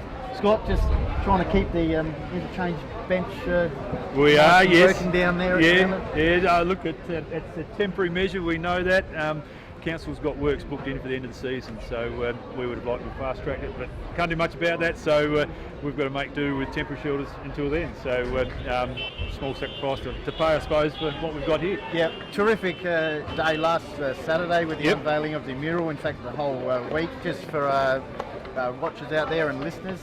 From your perspective, great day. Yeah, good day, and it was the lead up to that. So obviously we had a partnership with Council and Cornerstone. We had a lot of our football members and Cornerstone students joining with David Booth and our Indigenous part of the club, and we just looped it all into Indigenous round.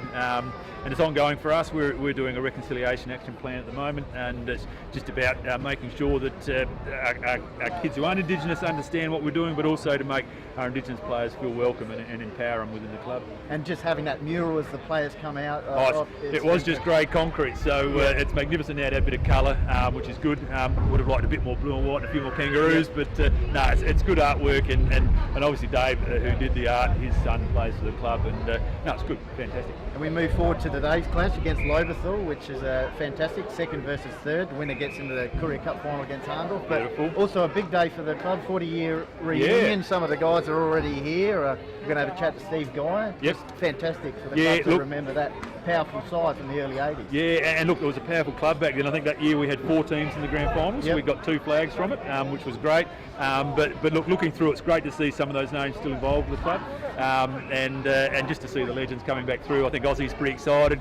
Gary Leverington's going to be back, and he's a bit of the entrepreneur around that group. So no, we'll get the Reds going, and I'm sure there'll be a lot of I was going to say bullshit talk, but that's what's going to be happening. They'll love the day. And just finally, the club itself, we're getting some success now with the A grade coming up the ladder. So from your perspective as president, good start to the year. Yeah. I mean, A grade's always the flagship. You know, everyone out externally judges what you're doing by your A grade, but we've been a build for the last few years. Our junior is always strong.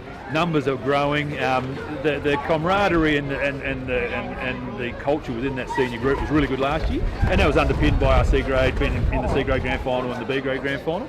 And then it's just a matter of getting the right recruits in, and that's a slow burn. You know, we were probably off the boil with recruiting for a couple of years, and then it took a couple of years to wind it up, and this year we've been lucky to get some lads who play juniors here back, and then obviously we've got a good recruiting crew that have got their fingers everywhere, and a town like Mount Barker, there's always guys coming into the town, so you just got to pounce on them first. You know how that goes. Yeah, fantastic, Scott. Thanks for joining us on Call of the Wild today. No worries. All the best for the rest of the year. Thank you. Thank you.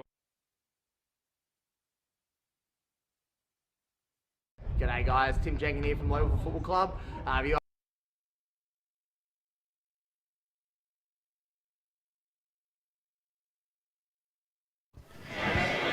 Yes, you're back here in the Call of the Wild, coming to you this afternoon from the Summit Sports and Recreation Park in Mount Barker. And a bit of a interesting first wintry Saturday here in the Adelaide Hills.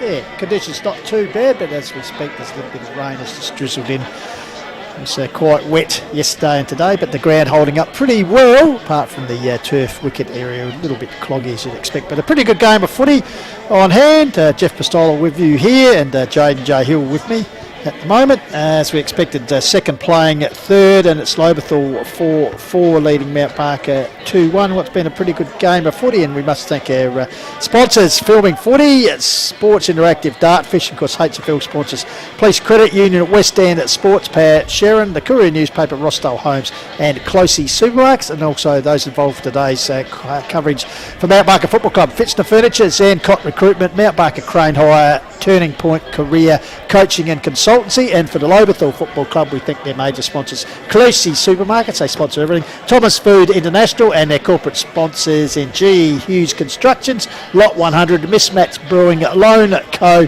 Quick Copy Nord. As I said, we thank all those generous and wonderful supporters of football here in Adelaide Hills. And talking about wonderful and generous things, the man who's wonderful and generous with his stats, Jaden J. Hill, just runs through that first half and second term when Mounts got back in the game a little bit. Yeah, thanks, Pistols. I reckon it's one of the first times this has happened. Both teams had the exact same amount of disposals, so 55 kicks, 23 handballs from Mount Barker to 54 kicks, 24 handballs to Lobethal. So very, very interesting stat there. 24 marks to 16, 37 tackles to 35. Both of those counts in favour of the Mount Barker Roos there. So and the forward 50 count, 15 to 11 in favour of the Roos. So very interesting game here, Pistols. Obviously Lobethal 1-7 and Mount Barker 1-6. Mount Barker have a better percentage though, by 2.39%, so just about percentage there. So whoever wins this one will be playing Hundle from the Courier Cup, I reckon. Yeah, I think actually Jade and Matt Barker had actually kicked 4 more points than Lobethal, and they'd conceded 4 points less. So it's quite amazing. You said just over 1 to 2 points. Whatever it is. But with our particular clubs, we just want to mention a couple of things coming out. The blue and white ball is coming up from Mount Barker Footy Club, I think later this month, for a good night guaranteed. And also the Lobethal Football Club, June the 18th, for having a members and sponsors game day luncheon and MND fundraiser, which is a great cause there. And then, of course, one of the great events, I've been to some of these, and this is fantastic. I think they're the only footy club who does it in the hills.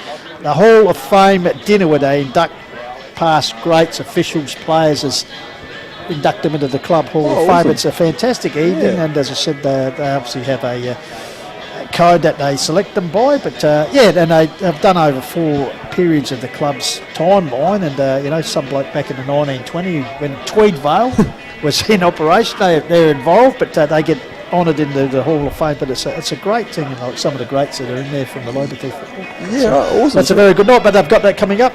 And then also on July 23 next month, they had the Premiership reunions and past players' days celebrating the A-grade flags. 1927, don't know if there'll be too many blokes there from 1927, Jade. No. 19, there might be a few apologies from that team. 1952, 1962, and of course their last A-grade flag, it's hard to imagine that, was 20 years ago, believe it or not. Yes, 2 decades ago. So there you go. And also they won the Senior Colts in 1972. And a C grade in 1992, so some of the twos getting involved there. Yes. But that's what's happening at the Lobethal Football Club out in the Valley of Praise. And of course here today we're celebrating the 1982 Premiership victory by the Barkaroos. So they got a big cluster of past players, and we were joined pre-match by Stevie Guy, who also played in their 83 flag when they went back to back. Of course, went down and played for West Torrens.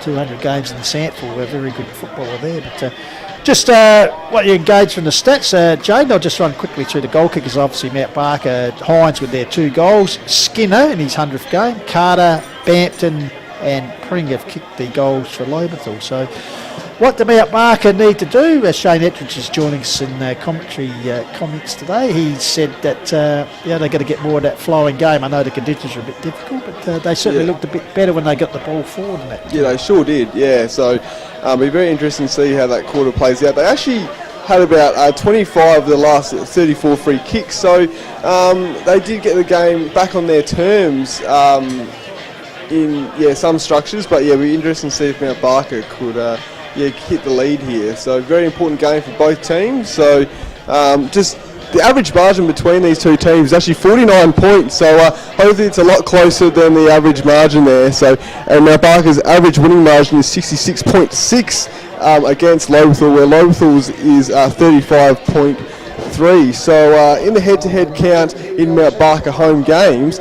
Mount Barker have won 9 to Lobethal 2, but last time these clubs played here, Lobethal won by 74 points. So like I said, hopefully it's a lot closer than that margin, Pistols.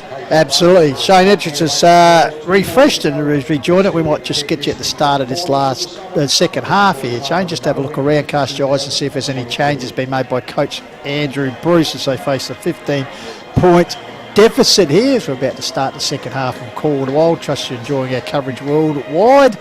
Get involved, tell us where you're watching, who you think's going to win, send us a few Cheerios. So just about all in readiness as the conditions have actually got a little bit darker and a little bit drizzlier here. We can't be far off the lights coming on here, I reckon, Prez. Absolutely. So Scott Bauer, umpire, sets it up.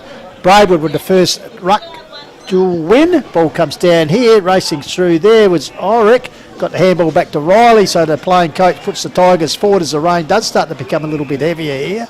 Chop out mark there taken by Lyons. I think it gets it out wide. Here's Callens, who was so good last week, puts it forward. Good defensive work by Timmy Jenkins. Spoils the ball. I tried to hack it forward off his boot was Bell.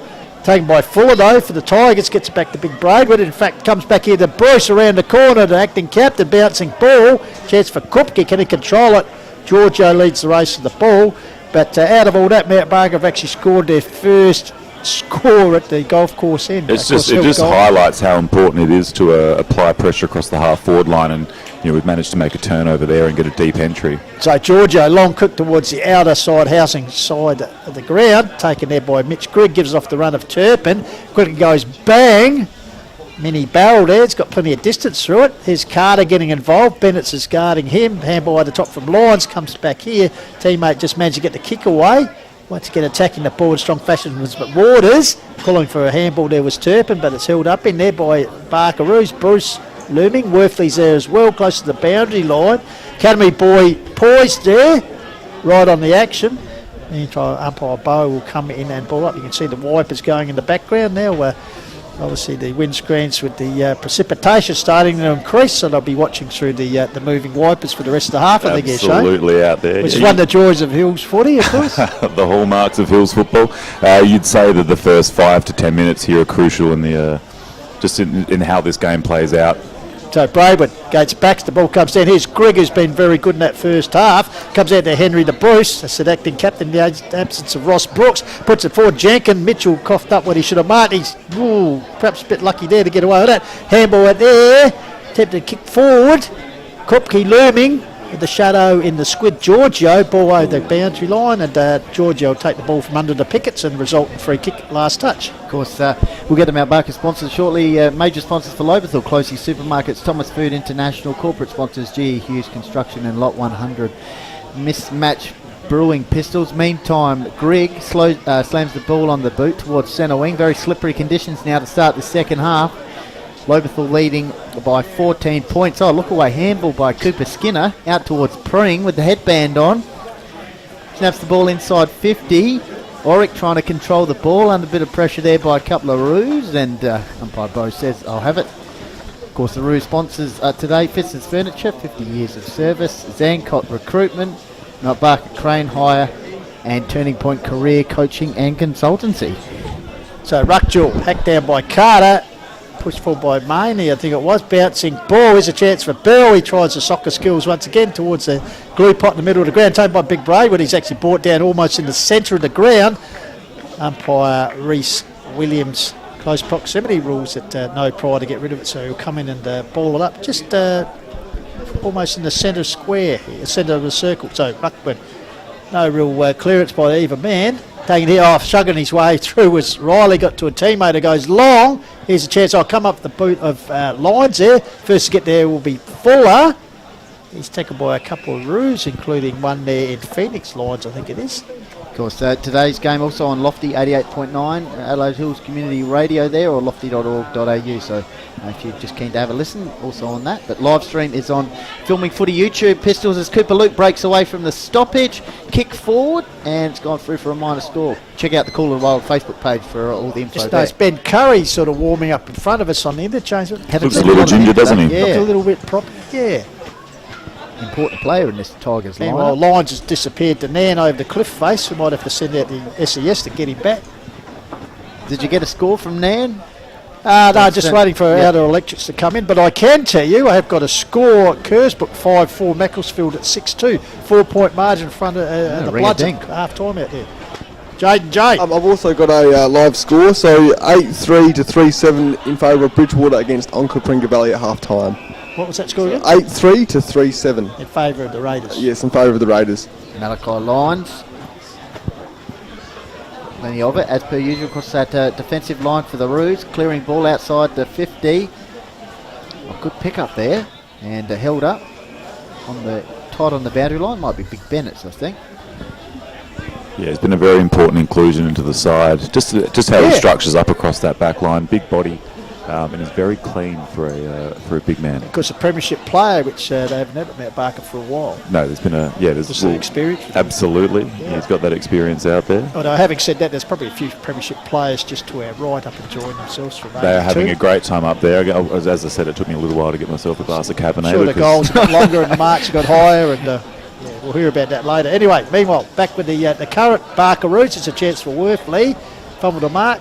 Got support there from Maney, close to the boundary line. Gang tackle there applied on the Tiger. So umpire Scott Lowe will come in and ball it up. So we've played just 5.5 minutes of this second half. Rainbow still out. 1 point each has been added. Yep. So the Roos looking for one. Here's Callens. Kicks the ball out of the pack towards the wing area. Giorgio just hacks the ball 5 metres. It's come back to where it came from. Nice work there by Houlihan. Went one way to the other. Tried to get it to Dale Payne for the Roos. Plays on hands and knees out towards the boundary line. Here's a chance for Stafford. Snap around the corner there by Jenkin, and it's gone out of bounds just near the scoreboard where Mount Barker at 2-2, Lobethal 4-5. Now, Shane, local knowledge here. How do you train on the ground? What's the game plan? Use the space or the quickest way home? Or on a day like today, let the boundary be your friend? Play the line? The boundary is your friend, and there is, the breeze is pushing heavily towards that scoreboard side. So, it's a bit of a double-edged sword. You can get some distance on your kick going out that way, but it is harder to come back into the corridor from out that side. If you're prepared to take the risks and come to the grandstand side, there are certainly rewards. It just requires you lowering the eyes. Yep. There's Worthley coming through there. McWaters taps it for the Tigers, gets assistance there from Cooper Skinner, the 100-gamer. Looks like Cooper Luke locked up in a bit of trouble there. Finally, Roos moving forward, but Carter comes back to him. Here's a chance for Stafford. Flicks the ball back, so it's the handball's not going anywhere at the moment. I'll kick smothered there. Here's a chance for Riley. Flicks that wide. Greg calling from it. As Cooper Skinner gets the ball, he runs away with that pace. Sets towards the top of the square. Here's a chance. Coming in as Belder. Oh, nearly sock off the ground there. Through for a minor score once again. So Lobie have added 2 points since half time, but Mount Barker have added 1 point, so it's a 16-point margin for the Lobethal Tigers at this stage of the second half. Chain of handballs. Oh, Bruce fumbles the ball with a wet ball. And here's a chance for Stewie Lee. Centre of the ground held up. Tell us a bit about Stewie. Yeah, Stewie, besides the fact that he likes looking at himself in the gym in the mirror. He does like that a little bit, Stuart. He's done some waitering work as well. Waitering Stuart. work? Yeah, he doesn't mind. What, topless? Like ladies' nights? There's a bow tie involved, at least. Now, Stuart Lee, these are the conditions for him. And It certainly helps with his selection. He's so hard at the footy. And he's played a lot of Resi's footy here. But when he gets the call up, Andrew knows what he's going to get from him. 100%. Also a handy batsman for the Mount Lofty Red Caps in the summer, Stewie. Or Callington. Or was Callington. Yeah, played for the Red Caps the last couple of years. So. Bit of push and shove there from Callens along the treatment as umpire Williams will call it up on the edge of the square here, the arc, sorry. So Hines doing the ruck work, gets it down there. Bampton gets that wide to Fuller, his former Nord teammate. Bouncing ball out wide. First to get the big Baxter. Can he keep it in? No, unfortunately treads over the line. So the Academy boy will come into play. So don't forget, hope you're enjoying it through Filming Footy and also 88.9 FM taking our call this afternoon. So welcome to those viewers, listeners, sorry, for the first time. So right in front of the scoreboard, 4-6 plays 2-2. Braid, we've got a little bit of a hand to it. Down to Greg. He's wrapped up by his immediate opponent in Henry Bruce. Because Ross Brooks got the man flu this afternoon, that's all? Yeah, he was unfortunately missed this week at training, but he was hopeful of getting up today. And no one hates missing footy as much as Ross does. So he'll be watching on from home, no doubt. That's all tongue in cheek. Imagine Ross would be by the fire as Kupke runs in. He tries around the corner. Check side effort on the run. There's a chance for Houlihan. Haven't seen a lot of him this afternoon. He's well done. Mitchie Jenkins wearing him well finally over the try line. So I just imagine Ross would be home with the smoking jacket on and the rug by the fire. The Ugg boots would be on. Yeah. So we wish you all the best, Ross. We got you back next week. So Giorgio brings the kick out, but straight down the throat of Callums, of course, was the Beanie winner last week. Another task for J&J this week. Here's a chance getting there. It's Fuller. Oh, a little bit of Campese work as he went backwards there. Finally gets a bit of space and chips up the line and finds Davey Huxter. Is it Stevie Huxter? So Huxter with the ball goes towards Matt Fuller. Have we had no, we haven't. And we haven't had a goal in this quarter so far. Lobethal are at 30. Barkaroos are 14. 2 goals, 3 to 4-6 to be exact. On Filming Footy, on the Call of the Wild, and on relay to Lofty 88.9. Billy Stokes, meantime, kick inside 50. Here's Jenkin, Mitch variety, just throws the ball on the boot, gets a bit of yardage. Ball's bouncing out towards the wing. Carter in the tussle versus Daniel Bennett. Good matchup. Desperate period in the match. Here's Peter Bampton, a bit of class. Oh, there was a Lobethal player running deep towards the forward line on the end of that, but Curry was caught holding the ball. Malachi Lyons, meantime, he's got Stokes over the top. Nice work there by Stokes. Brought it to a teammate, but the Tigers should mop up here in the defensive 50 through Mitch Weeks, who squeezes the ball, pistols the wing towards the wing, and Turpin dusts his way through. Yeah, that's called by Goldie. Good strong approach by Turpin. Gets the ball forward. Ethan Field with the old half volley.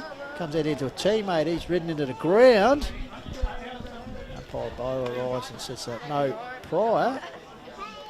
Good strong tackle paid on Tarka there by the Lobethal Tigers. So big man Gavin will be Carter doing the ruck work against Baxter there.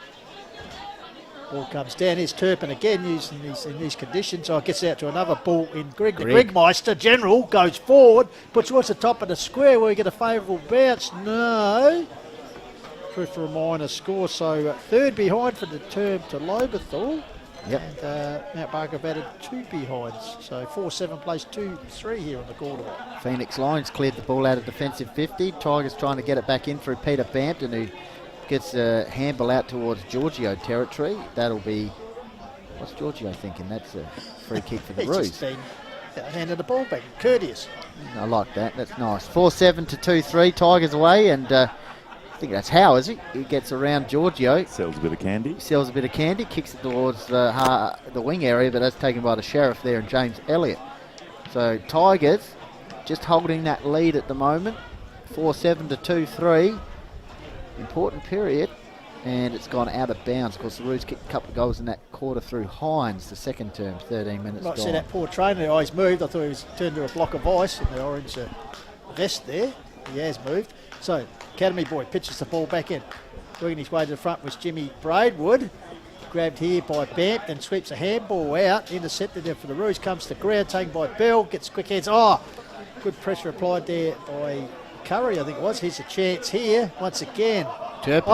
Turpin, but his kick went the opposite way as it was deflected. Leading the race for the ball was Huckster, Stevie Huckster. Good enough to get away from the challenger of his Mount Barker opponent. By Ben Field gets it across here. And then with the headband in Heartland, toe pokes it forward towards the boundary line. Will it sit? Yes, nice gather there by Ryan Barassi, but his kick forward is marked by the squid in Giorgio. The captain for the Tigers. Thumping kick out towards the wing. That'll favour Peter Bampton. Will it? Or he's being under pressure here by Callum Tarka. Peter Bampton gathers it, gets around Tarka, gets it onto Mitch Jenkin. He thumps the ball on the right boot towards the pocket area, and a good build-up let down by the kick inside 50, and it'll be a free kick here to Malachi Lyons, who squeezes the ball out, looking for a teammate there in Howe. Or maybe Bruce as well, I think, involved. Here's a chance on the wing through Billy Stokes. Got a player running for him on the outer side there, and Ryan Babasi, but he goes further afield. 1-on-1 contest. Damien Hines versus the Sheriff. Elliott sliding towards the boundary line, and that'll be a boundary throw inside 50 for the Roos. So good crowd in the house here. It's nice to report that blue skies are actually on offer here.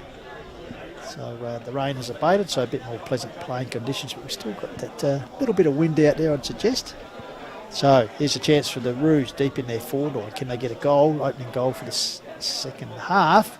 No, good defence there by Lobethal, brings the ball out. Here's bouncing ball, held there might have been Scobie, the YouTuber, noted the umpire, gets towards Turpin.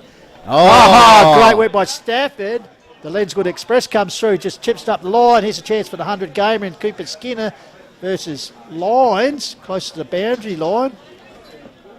And Pring's updated the size of the headband by the looks of it. Goldie, he's gone away from the rock set to the more to Jimmy Barnes East Elton. Fantastic. So it'll be a stoppage situation here, 55 metres out for the Tigers. Skinner doing the ruck work there. Here's Callens squeezing the ball out there for Stafford for the Tigers inside 50. Worthley picks it up against a couple of Tigers. Crashing in there for the Tigers as well. Try and pick up that player. Stoppage situation anyway. 45 metres out from... the YouTuber, I think. Scobie. Absolutely, Scobie. So, neither side kicking a goal so far. 17 points the margin. Carter ragdolling his opponent there to the ground. We've seen those given, haven't we? Maybe dropped away this week. 16 minutes gone, Pistols. Absolutely. The ball comes down here. Peter Bampton just can't trap that ball. When he does, a good tackle applied on by Sammy Callens, as he said, winner of the prestigious beanie last week, which Jay's got the difficult task again deciding who gets it this week in what's been a bit of a scrappy game. No real stars at the moment, just a lot of guys putting in good efforts for their team. Cooper Luke there, bundled over the line by Maney. Right in front of the scoreboard, as you can see, Lobie Tigers 4-7 at lead the Mount Barker Barkaroos 2-3. 15.5 minutes gone, called wild second term. Trust you're enjoying our coverage here for filming footy. Ball high kick as it carried over the line. Fast touch apparently. Mitchie Weeks desperately trying to get it, but the Academy boys said no, it was okay, so he'll pitch the ball in. Yep. Also, a Call of the Wild Facebook page. Click on the YouTube link there for all the action on via Filming Footy, and also on relay through Lofty 88.9 FM. Meantime, here's Tim distracted Jenkins. Slams the ball on the boot. Worthley tried to pick it up. Under pressure there. Here's a chance for the Roos. Worthley's played all right. Driving kick towards the half-forward line. Backing back is Giorgio over the top of him. Kupke's involved versus Mitch Weeks. Trying to earn a bit of a free kick there, and it's gone out of bounds. Great example there from Cooper Cup. Once he gets goal side, he really starts to worry to the defenders, and there's always an opportunity for a free kick. Yeah, as you said, he's quite agile for the big man. He's got it all. Coming up at three-quarter time, a bit of a chat with Aidan Riley, coach of Lobethal, so don't go anywhere. Meantime, we're halfway through this third term, and it's anyone still. So Greg hacking it forward, really nowhere. And here's a chance for the Roos. It's taken by Ryan Babasi. Yeah. But unfortunately offline there, and you've just got to make them pay, Shane, for those mistakes. Like Riley straight down the corridor and should have paid for it. It's been a perhaps an issue for us all day, and I feel like it's a bit of an arm wrestle around the contest, and we just got, as you say, we just got to make them more accountable when we're inside 50. Mitch Weeks, meantime, with the ball, looking for some options for the Tigers. Going to go out towards the outer side. Oh, Giorgio's on the scene, and that was interesting. Don't know if we can have a look at that again. We'll have a look at that on the Fitz Houlihan, I should say, involved. Have a look at this. Watch Jordan Houlihan on the mark here. Ooh. Outstanding work. That's something, I know he's kicked the 30 goals, but what he's brought to the club this year is amazing forward line pressure, and that's a great example of it. Well, looks like Henry de Bruce here has been it's paid directly led kick. to a Henry Bruce opportunity. Giorgio and Jordan Houlihan are having a bit of a chat as well after that work. 7 goals for the season by Basil so far, so this will be a real acting skipper's goal today. Because spending a bit of time up at Kadina at the moment, student teaching, I believe.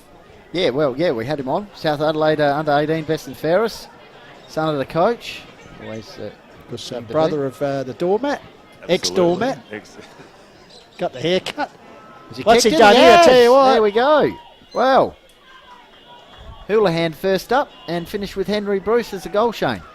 Brings it back to 10 points, and you would say now, certainly within striking distance, goals are hard to come by, but Mount Barker have proven they can score quickly when they're on a roll.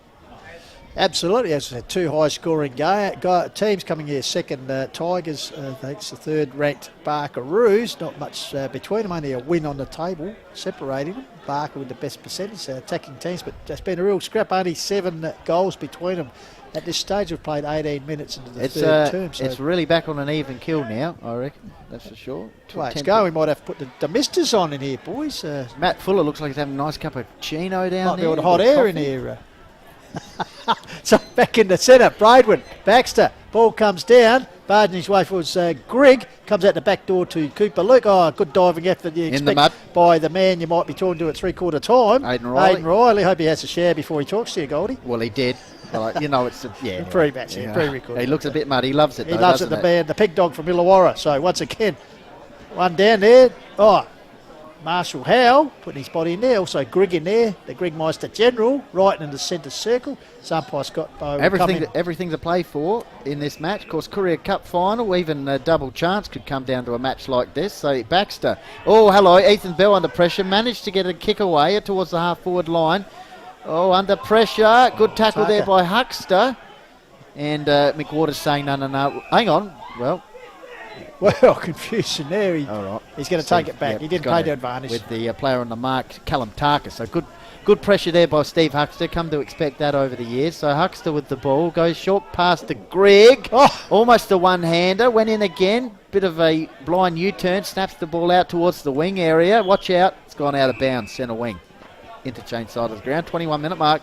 10 points the margin, another one here for the Roos, and it's game on heading into the final term. Absolutely. So a little short pitch there for an academy boy. They took advantage of Lobie as they come out with Cooper Luke, puts it down towards Carter territory. He's a target. Nice work, Bennett. Still good work by Lyons, sweeping handball out here.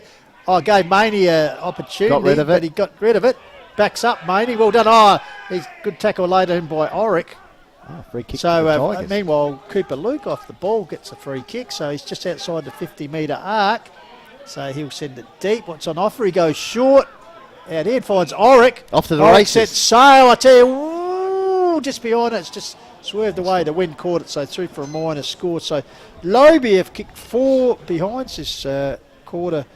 Shane, and 1-1 to the Parkeroos. Yeah, well, it's as we were worried about early in that second quarter, just giving away one when we perhaps had the balance of play, but we've held on here, and as I say, Andrew's got plenty to work with. So 22-minute mark. Jane J. Hill with stats that matter as we got a boundary throw in. Saints Goldie, so 35 kicks to 32 in favour of Lobethal. Inside 50s 9-8 in favour of the Tigers in this quarter. Okay, meantime, I think that was McWaters hacking the ball forward, half forward line, dangerous position here, and held up in the tackle there. It looked like Cooper Skinner, with the tackler being Phoenix Lyons. So about 55, edge of the centre square, favouring the Roos scoring end. The Tigers scoring end. Here's Cooper Luke. Snap round the corner there for the Tigers through Matt Scroby. High ball, running back with courage. I think that was Cooper Luke again. Yep. Meantime, here's Worthley. Pops over the handball to Ethan Bell. Ethan Bell just squeezes the ball back to Worthley. He's been a good player today. Tries to get to Henry Bruce. Sockers the ball. Shinned off him. Aidan Riley just hacks the ball inside 50. Up goes Pring with the headband. Dangerous position here. Under pressure. Good tackle. And Matt Scroby trying to burst his way forward there to have another shot on goal. Scott Bowe coming in, the umpire, and says, I'll have it. Just, about 35 metres out from the Tigers' goal as we head towards the 23-minute mark. And it's under 2 goals to the margin. So Ruckjewel, high leaper over the back. Oh, right. Got it down was Bennett.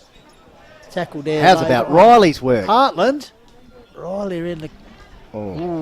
just wide out on a full, actually. Yep. The wind being catching the ball there. So Couple of important kick will efforts go there. to the Lions, I think. It's Phoenix variety. Looks like the runner just having a bit of a word to Phoenix Lions, maybe letting him know how much time's left. Could well be. So Phoenix Lions said, hug the boundary line, son. Bit of a flat... Oh, that's come punt, off. But it's found the agency of Howe. So Marshall Howe with the ball. Half-back flank area. Nurses it out towards the wing. Ball holds up. Pack forms. Off hands. The Sheriff back in town. Gets it. Drives along the line. High ball. Off hands once again. Handball intercept by Cooper Luke. Stewie Lee getting involved there for the Roos. Ball comes back out here. Once again getting involved there. It's Cooper Luke this way, that way. Lee won't let him out of the corral though. Finally it comes to Mitchell Jenkins. High kick forward. All Matt Barker back there. Field. He's got support from Worthley. He actually runs into his teammate.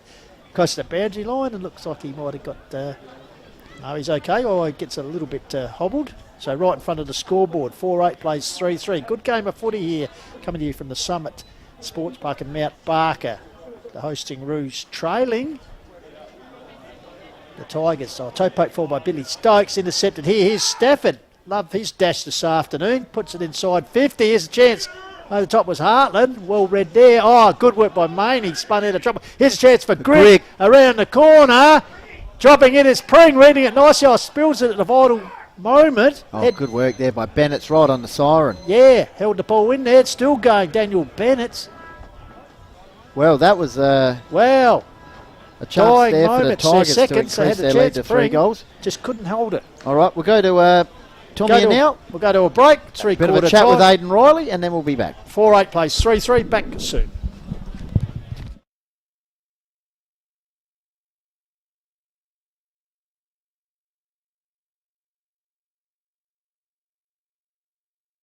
"2022 is our year for celebrating Fitzner Furniture's 50th anniversary. 5 decades of beautiful furniture, crafted by hand and with heart.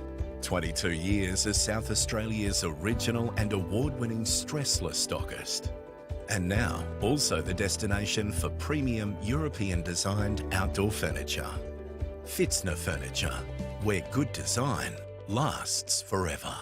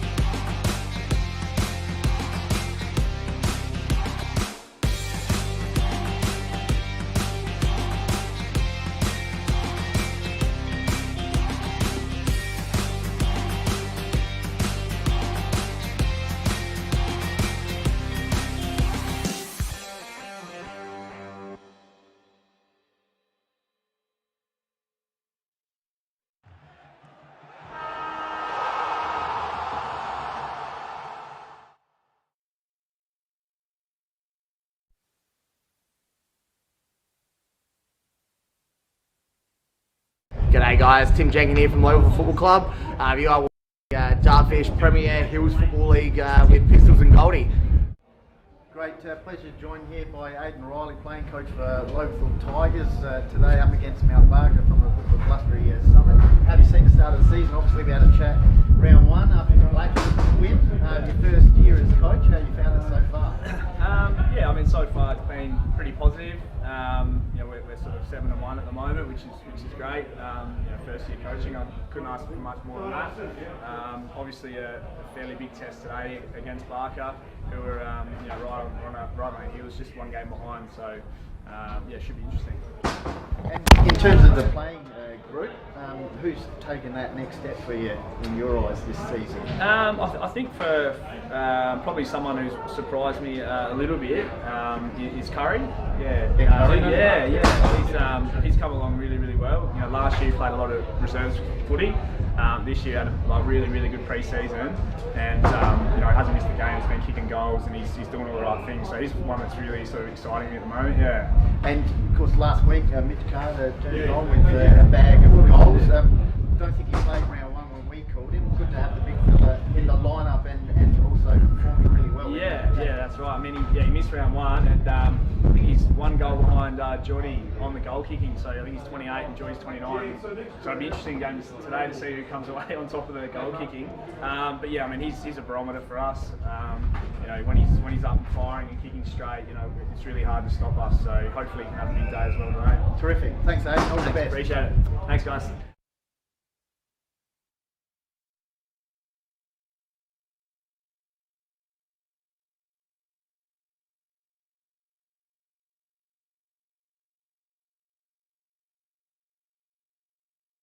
Welcome back to the Call of the Wild, coming to you through filming footy from the Adelaide Hills and the Division 1 round 9 game, second playing third, and we've got a real ring-ding-ding at the moment, 11-point margin in favour of the second place Lobethal Tigers against Mount Peter Barker. Riley listening in from the Gong. Yeah, from the Gong, the Illawarra, Pete, because Aidan, the playing coach here for the Tigers, so thank you very much. No doubt Pete will be getting fired up for Wednesday night when the Mighty Blues take on the Maroons in that other game they follow over in the Illawarra. But meanwhile, focus with good Adelaide Hills football as we get underway last term. Your caller is Benny Goldfish. Yeah, everything to play for. Courier Cup final up for the spot, and potentially later in the year, who knows, maybe this will be top 3.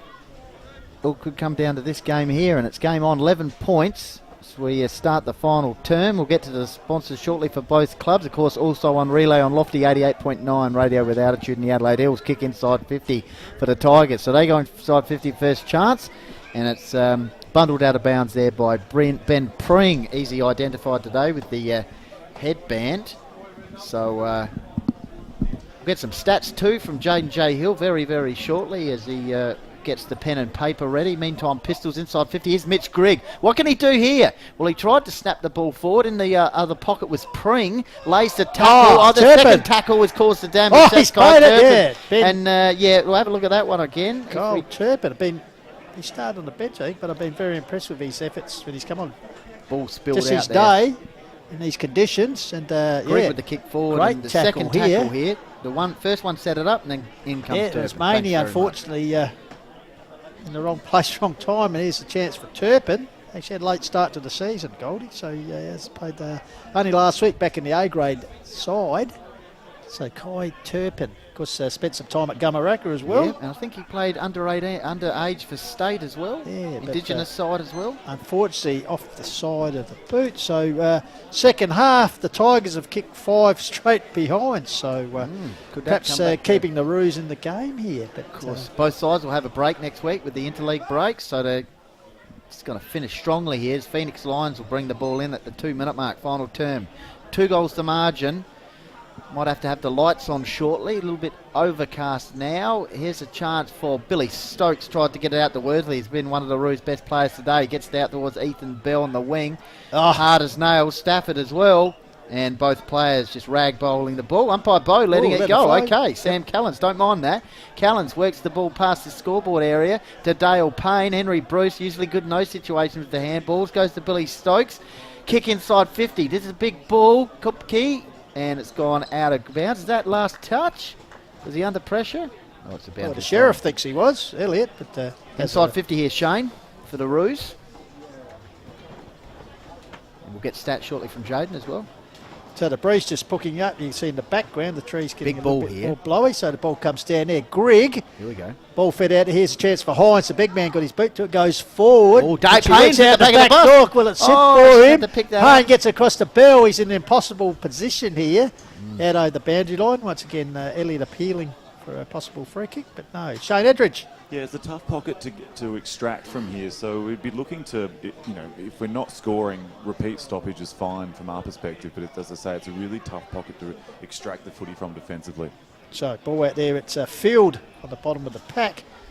Manhandled there by, I think it was Scobie, the YouTube boy. So once again, umpire Bo with the ball up, Goldie. Yeah, ball up. We'll get Jane J. Hill with the stats that matter. Just the Sheriff backing back here. Pistols keen to mop up in defence against Houlihan and Mitch Jenkins, also very aware of Houlihan's ability. Dale Payne on Tim Jenkins just outside this stoppage situation. So a goal here for the Roos, and it's under a goal. Well, goal evenly to distance. It's inside 50 from Mount Barker right now. Oh, is that a high tackle? Yes, umpire Bo's seen it that way. Does, yeah. And is that Callens? That is Sammy Callens. We gave him the beanie last week. It's the most effective player. He kicks the ball high inside 50, and a chop out mark there for Lobethal. I tell you what, it's a big ground here at the Sports Summit Park. You only need half the venue at the moment because everyone is virtually in the forward 50. Now the charge is on to get back as the ball bounces forward towards the wings. Oh, well done there by Pring. Roos are doing all right Gets here. it forward, but the Roos get back there to cavalry to try and defend this. Pring's still doing well. Well, gets a second touch here. Well done, young man. Very good. Gets it across here towards Riley. Fuller's on. From Illawarra. Sets it across and well called Goldie. Nostradamus Goldfish. Oh, you would have backed him to kick that. So 6 goal straight umpire's points. lost his hat. Pud Crompton's lost his hat there. That's unfortunate. Got out of jail with that one, you'd think. Jane J. Hill is where you go and retrieve the ball. Take your time, Jaden, as Phoenix Lions Malachi Lions brings the ball into Phoenix. Cheers, thanks, Goldie. So, 9 kicks to 5 in favour of Lobethal there. Inside 53-2 in favour of Mount Barker. So 4-10 to 3-3 in favour of the Tigers. Still obviously plenty of time. We're only 5 minutes into the final term. Here's the chance for the Roos. Houlihan well up from home. Applying a tackle there. Ball still being allowed to flow. I like the way umpire Bo and Rekka Williams have umpired today, letting it flow. Billy Stokes better push and shove there. And in the meantime, I think, no, I thought he was going to award a free kick. So Bo sets it up. Hines doing the ruck work. Got it down to Bruce. Bruce's kick is deflected. Comes back to the man at the ground level, which was Bant. It comes out here to Grigg. Look away handball. Gives it to Turpin, I think it is. That's a shot, but, well, he's missed everything, even the playing arena. Jaden, just some stats from that third term as well. Yep, so 38 kicks Mount Barker, but 43 for Lobethal in that term. The inside 50 count was 12-8 in favour of Lobethal as well, and the tackling count was 49-42 in favour of Mount Barker, where they also won the mark count 5-4. So Turpin must have been in French as he kicked that, but obviously not a downfield advantage. So Turpin will kick from about, but eyes got up there by Oric. Oric, sorry. Stokes in there, comes back to Oric. Over the top end was Howe, handball went by Hartland, then tries to tap it forward. Scrambly football, desperate football in the last quarter, under the pack there. Doing some good work there was Callens, and the umpire coming and ball it up. 13 points the margin, 7 minutes gone, final term. Tigers, 14 scoring shots to 6. They lead 4-10 to 3-3. Scrappy period. Oh, here's a chance from Greg. There we go. On cue, 5-10 Lobethal, Mount Barker 3-3. Yeah, great work now. Greg has said the experienced players coming to the fore when you need them, and just, as I said, after kicking 6 consecutive points since half time, the class and experience of Mitch Grigg getting them the goal that they decide here. So watching the replay, just strong attack on the ball. Good work. Threaded it through the needle, and a real steadier there for the Tigers, Shane. Yeah, absolutely, and that's where class and experience comes to the fore. On the Mount Barker leadership group now to arrest this and start winning a bit more footy inside. Really impressed with the run across half back for Mount Barker, considering the outs of Jamie Grouch, which obviously provides a lot of that, but the other blokes have been stepping up in his absence. Yep.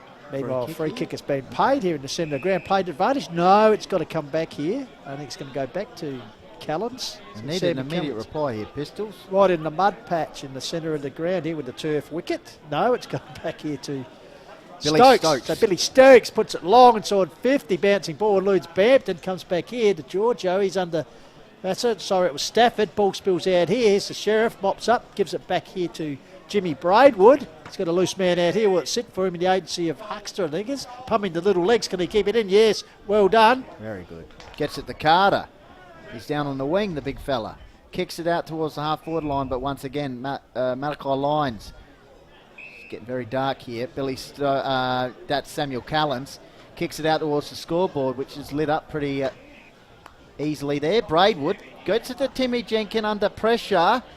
Arches his back, throws the ball on the boot. Trademark style with long yardage. Malachi Lyons backing back with courage. Socket forward heavily by Cooper Skinner. Off to the races, Ulrich. Outside of the boot, dribbles it through for a goal. That's one of the goals of the day, you'd say. And the 100-gamer just doing some nice work there, getting it forward. Doesn't matter in these conditions how you get it forward as long as you do. Toe poke forward by Skinner and finished off by Ulrich. Absolutely, and this is probably the most crucial period of the game now for the Barkaroos to arrest this, and it's one of those things when a team gets a run on, you obviously want to get a bit more defensively, but with you'd say 15 minutes, 16 minutes to go, now we've got to start hitting the scoreboard. Very dark here, overcast anyway. Actually, only one goal, 3 goals kicked to that the right-hand side of the screen here with the wind, and 2 in this term coming from Lobethal. So certainly the Tigers now raising to the challenge of the Barkaroos. What's been a very good game as anticipated. Second playing third, so back in the centre. Kupke, he's worked hard all afternoon. The mud patch is a chance for Luke. Goes to soccer skills, gets it forward. Coming to meet it was Oric, the last goal kicker. Stokes feeds out a handball to Callens in turn. He's dispossessed. Stokes down behind play. Yeah. As the free kick will go to Bampton. Peter Bampton. Yeah, he's looking a bit sore there, Billy Stokes. Meantime, Peter Bampton squeezes the ball nicely out towards Stafford. Normally providing the run from the defensive 50. Stafford, off he goes. Handball over the top. Looking for a teammate there in Cooper Luke. Throws the ball on the boot for a minor score. So, as Goldie called the car park area, the lights are on and the cars are starting to shine pretty bright. Well, that's right. Everyone's doing their work around the ground here. So 6-10 to 3-3. Yeah, light up the arena here, Shane, with all the lights. Yeah, we're asking the guys on the up on the hill there to turn their lights on, but I'm sure the Mount Barker administration will be over this fairly shortly. Yeah, we'd hope so. They pay the power bill to get the lights on. Perhaps they don't want to dull the curtains of the housing situation. And nor the spectacle. It's been a fabulous game so far, so let's get these on. I must tell you, it is a lot lighter on the screen than it is actually in real time, as they say it there at the moment. It's, good work by James. Ball being relayed back to umpire Williams. Drizzly, overcast conditions. 26 points the margin. Top 3 battle here from the summit. Here's a chance for Peter Bampton. got a few important kicks in this final term. High ball, kick towards the 30-metre mark, pring around the action. Range is starting to pick up a little bit here as Samuel Callens works the ball out towards Worthley, and look, instantaneously, they don't even need to warm up, straight on. Not like other grounds when you slowly get the bulbs. Straight on, fantastic. All right, meantime, Mitch Jenkins, kick inside 50 for the Tigers. Coming out the ball there was Lyons. Ball hits the deck. Henry Bruce is wrapped up in the tackle. He got rid of it. Howe as well, but that's taken there by Aidan Riley, the playing coach, who loves the wet, wintry conditions. This would be like summer down in the Gong, I'd reckon, but chopped off there by Lyons. 3/4 time score thanks to Fit the Furniture. Macclesfield 8-5, leading Kersbrook 7-5 country division action, so a close finish on hand. There's a flick out, comes out here. Here's Cooper Luke. I reckon he's been pretty good today. Comes out here, but taken by Haffland, I think it was. Puts it forward. Harland, sorry, the Hines. Of course, Jaden's got to head out to the elements, call it the wild Be style. brave, Jaden. Head out to the wildness and have a bit of a chat to the most effective You're not going player to do on a the Jack Bant and just happen to pull a hamstring just before match time. No, only kidding, little Jack. He'd be watching in the change rooms, he said. He'd be rugged up. We'd like to see him, and of course, Goldie said the interleague match next week. Let's see the academy boy trying to keep warm there. He's doing the circles there. But little Jack with the break next week. He'll be back for the next round on the couple of weeks' time. So once again, the ball held in pack style. Riley in there and also Callens. So umpire Reese, the wrecker Williams, will come in and ball it up. Well, Rouge, another one here. It's going to be tough, but Rouge just desperately need the next one. But here's Cooper Luke on cue. Thanks very much. Entering the most effective category. Kick inside 50.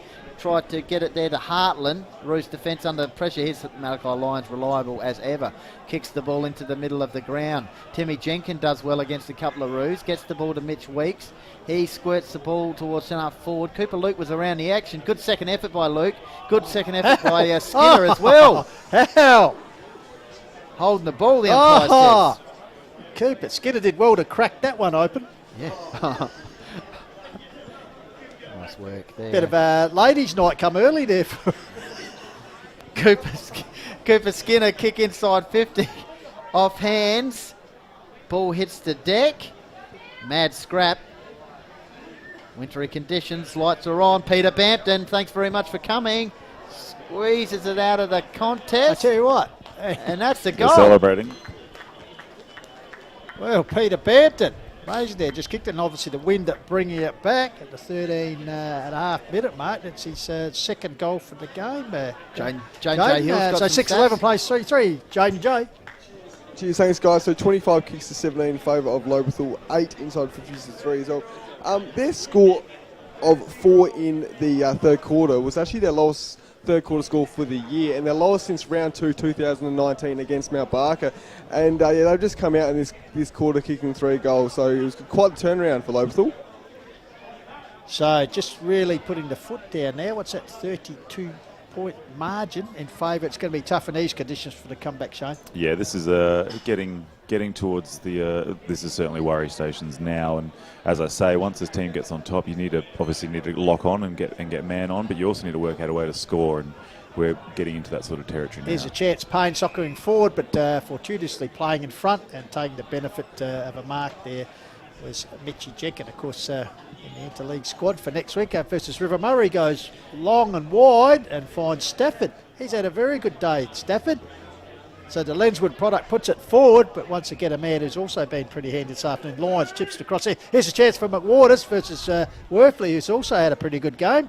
Runs through the dry patch. Handballs over the top, finds the acting skipper in Bruce. He goes long inside the forward 50. Coming out as Mitchy Weekside, traps the ball nicely. Outstanding pickup. Very good. It's a slips catch in summer. Yep, Luke gets the ball, kicks it towards the half-forward line. Peter Bampton's had a great final quarter. Kick outside 50 to deep inside 50, but a good mark there by Bennett's. Deep into defensive 50. Switches play out to Worthley, who's been one of the Roo's better players today. Cooper Skinner on the mark. Easy to see, as we said early in the match, with those orange boots. So Worthley kicks the ball straight to Skinner, who says thanks very much for coming. Kicks the ball inside 50, and Oric 1-2, snap round the corner. That's another goal of the day. Well, Cooper Skinner, the 100 gamer, just bit of magic there to cause that turnover, and Oric finishing off with his second of the quarter, boys. Just saw the full spectrum of Tom Worthley there. You know, his ability to get the footy today has been outstanding, but occasionally you will have a moment like that. But as you say, Goldie, one of the better players on the ground today.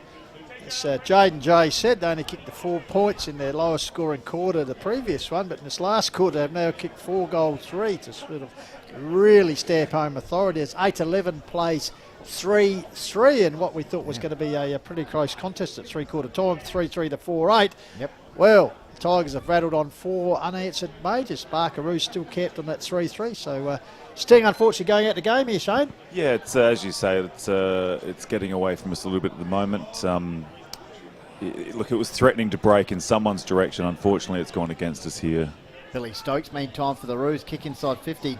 Hines, Tigers defence holding up well. Stafford, well, Payne applied the pressure. Umpire letting it go in the middle of the ground. Cooper Luke around the action.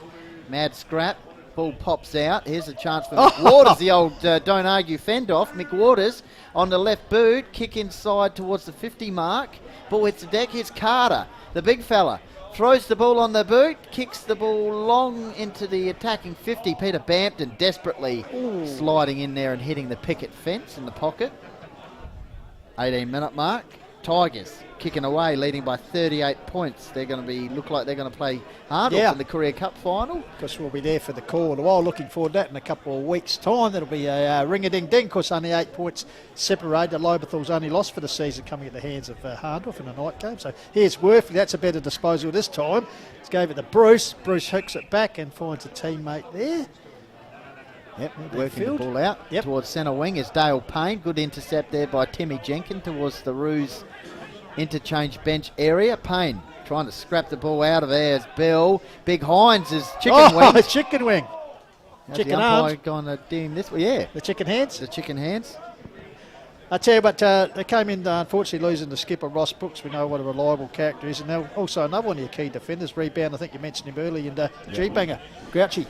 He's very important to us. He's obviously an outstanding defender, but his ability to hit the scoreboard also for a bloke that plays off half back or sometimes in the back pocket is super valuable. He often gets tagged back there as well, which is and as unique. You said, just that experience, what is a reasonable young Roos lineup. He's played over 300 club games, so certainly missing today. But the beauty of it, there's always next week as Riley tries to bust his way through. Oh, great work there by Krupke. Like a big praying mantis at ground level. The big fella. 19-minute mark. Of course, Jaden J. Hill don't go anywhere. After match, most effective player. We're not sure who it's going to be yet, but they'll earn a beanie. And at this time of year, apologies, it was actually Marshall How it was. Yes, Dartfish beanie up for grab for the best or most effective player. Not necessarily the best, but most effective in these conditions. Mitch Carter, nice little toe poke out of the stoppage. Here's Peter Bampton's had a big final term, squeezes the ball out, looking for Pring with the headband on. Under pressure there by Malachi Lyons, who's one of the Roos' better players. Ethan Bell off to the races from centre half back out to the outer side wing. It'll be a couple of Roos versus Mitch Jenkins. Jenkins with the nice handball out toward the left footer, McWaters. He goes towards the half forward line for the Tigers, but a good intercept mark there by Daniel Bennett, who's played all right today for the Roos in that defensive 50, and he finds Ethan Bell. So Ringer Bell, of course, spent some time Port Adelaide in the Sandful ranks. So Bell, what will he do? Nurses it low up the line, finds a teammate out there, might be Field. Goes towards the centre of the ground. It's a chance here for our man Stewie Lee. Barra's in determinedly as you'd expect. Here's Riley just crashing his way through. Getting involved was Giorgio. Ball comes back there to Bruce, gets a high kick away for the Roos. Front of the scoreboard, first get to be Mitchie Jenkins in the battle of the sleeves against Houlihan. Stafford there to add support. Jenkins tucks the ball in under him. Finally comes out to Stafford. Goes backwards, gets a bit of space. Goes long up the wing area. Looking for Bampton up there. Takes the uncontested mark behind the back. He's been very good in his final term. Peter Bampton showing that experience and class. Kick inside 50. Carter was the target. Ball hits the deck. Bennett's ragdolled to the ground by the tackling King Turpin, who's played a good game today, Kai Turpin, trying to hold him spot in this strong Lobethal lineup. So 21-minute mark. Lobethal, 8-11. Mount Barker, 3-3. multiple goal kickers. We'll get to that shortly. Hines has kicked a couple of goals for the Roos. Jane J. Hill, just with some stats that matter. Cheers, Saints Goldie. So 39 kicks to 26 in favour of Lobethal there. 14 handballs to 7 in favour of Lobethal. They're also smashing them in the inside 50s count, 15 to 3 Goldie. Alrighty. Meantime, kick out towards the wing. Or half back. Oh, Jack Stafford, thanks for coming. Tried to get the handball over the top to their Pring. Chopped off in the defensive 50. Malachi Lyons got it onto Callens. He works the ball out of the defensive 50 for the Roos. The big man, Braywood, Jimmy Braywood, snaps the ball around the corner for the Tigers. Interception there for Mount Barker through Billy Stokes. Meantime, Ethan Bell, centre wing, sweeping handball in the middle of the ground. Trying to tap the ball on there was Ryan Babasi. Coming through with the old don't argue was Aidan Riley. And it's a free kick here for the Roos. Just epitomised there that the handball was just a Roos player was under pressure already and give it to the guy and he just, That sustained pressure, just the pressure, has seemed to be the bit that's broken the game over, hasn't it? One team had to do it for longer, and it seems as if Lobethal have got the edge in that area. Just a reminder, it was 11 points at three-quarter time, and the Tigers have gone bang, bang, bang 4 times. Oryx kicked a couple, Bampton and Grigg. So just a bit of experience coming out here in the testing conditions, Pistols, as the lights are on and overcast and wintry conditions here from the summit. I tell you what Coach Andrew Bruce wouldn't be too happy about Shane, because the Roos look like they're going to be held scoreless for 2 turns, and when they wash up in the game, now 3-3 to 8-11, it's a big factor. It seems to be the difference, doesn't it? Just a couple one of... with the win and one against One it. against, and just 2 sort of 10-minute periods here. Dale Payne. Hang on, here we go. Payne That's the bounce. Well, got that point, so take back what I said. No, but you're right. It's just sort of 2 10-minute periods at the start and one at the end, obviously, that's been the difference. Aside from that, I think it's been a real arm wrestle. Yeah. And a great learning experience for the young Barkaroos boys who are, of course, in a very different position to what we were last year. Well, I was just about to say, don't forget the fact that the Roos last year bottom, first time in about 4 decades, Yes. and here they are playing playing third at this stage of the season. It's a great credit to what they've done so far. Absolutely, and to have these experiences in the first half of the season only keeps you in good stead for the second half. So Giorgio, off he goes, the captain for the Tigers. He'll be keen to get involved in finals action later in the year. Greg got the kick away somehow. Bennett was around the area, bit of pinball work, and eventually the ball pops out the curb and sweeps over the top to Peter Bampton. He would have, I'm interested in his stats in this final term. Riley, managed to fend off Callens. Callens comes in again with a good second effort. Deceptively strong, Samuel Callens. His ability to stick those tackles is outstanding. Yep, strongest probably player in the Tigers lineup, the playing coach, and managed to earn the free kick. So great work there by Callens, as Shane Ettridge said. McWaters held up there by Henry Bruce, and a few lights on the outer side there, as you can tell. Wintry conditions, 24-minute mark.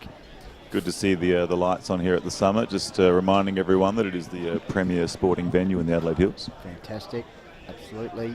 Billy Stokes. Good work, Shane Ettridge. Ethan Bell will give the ball back here to the big man. Has he kicked a goal today? Who's that? Big Irons. Yes, he can. I've already said that. Yeah, He's kicked 2. Yeah, Henry 2 in Bruce. that second quarter. Bang. Henry Bruce. Kick inside 50. Where's Houlihan? Not quite there because Mitch Jenkins. Actually, while we're here, Shane, I forgot to... Mr. Me, just we're going to talk about the Tapas Bar, just about your business. Give yourself a plug. Absolutely, no. I've got obviously because you're the groundsman here, you've already given yourself a plug about the Premier Sporting. I have got a wine bar in town called Proof. Proof, great deal of fun down there. And where do we find it? You find it just off of Weymouth Street, opposite the Advertiser on I used to work there Anster Street for years. Right on. Well, would be your local if you're still there. Yeah, only a short walk.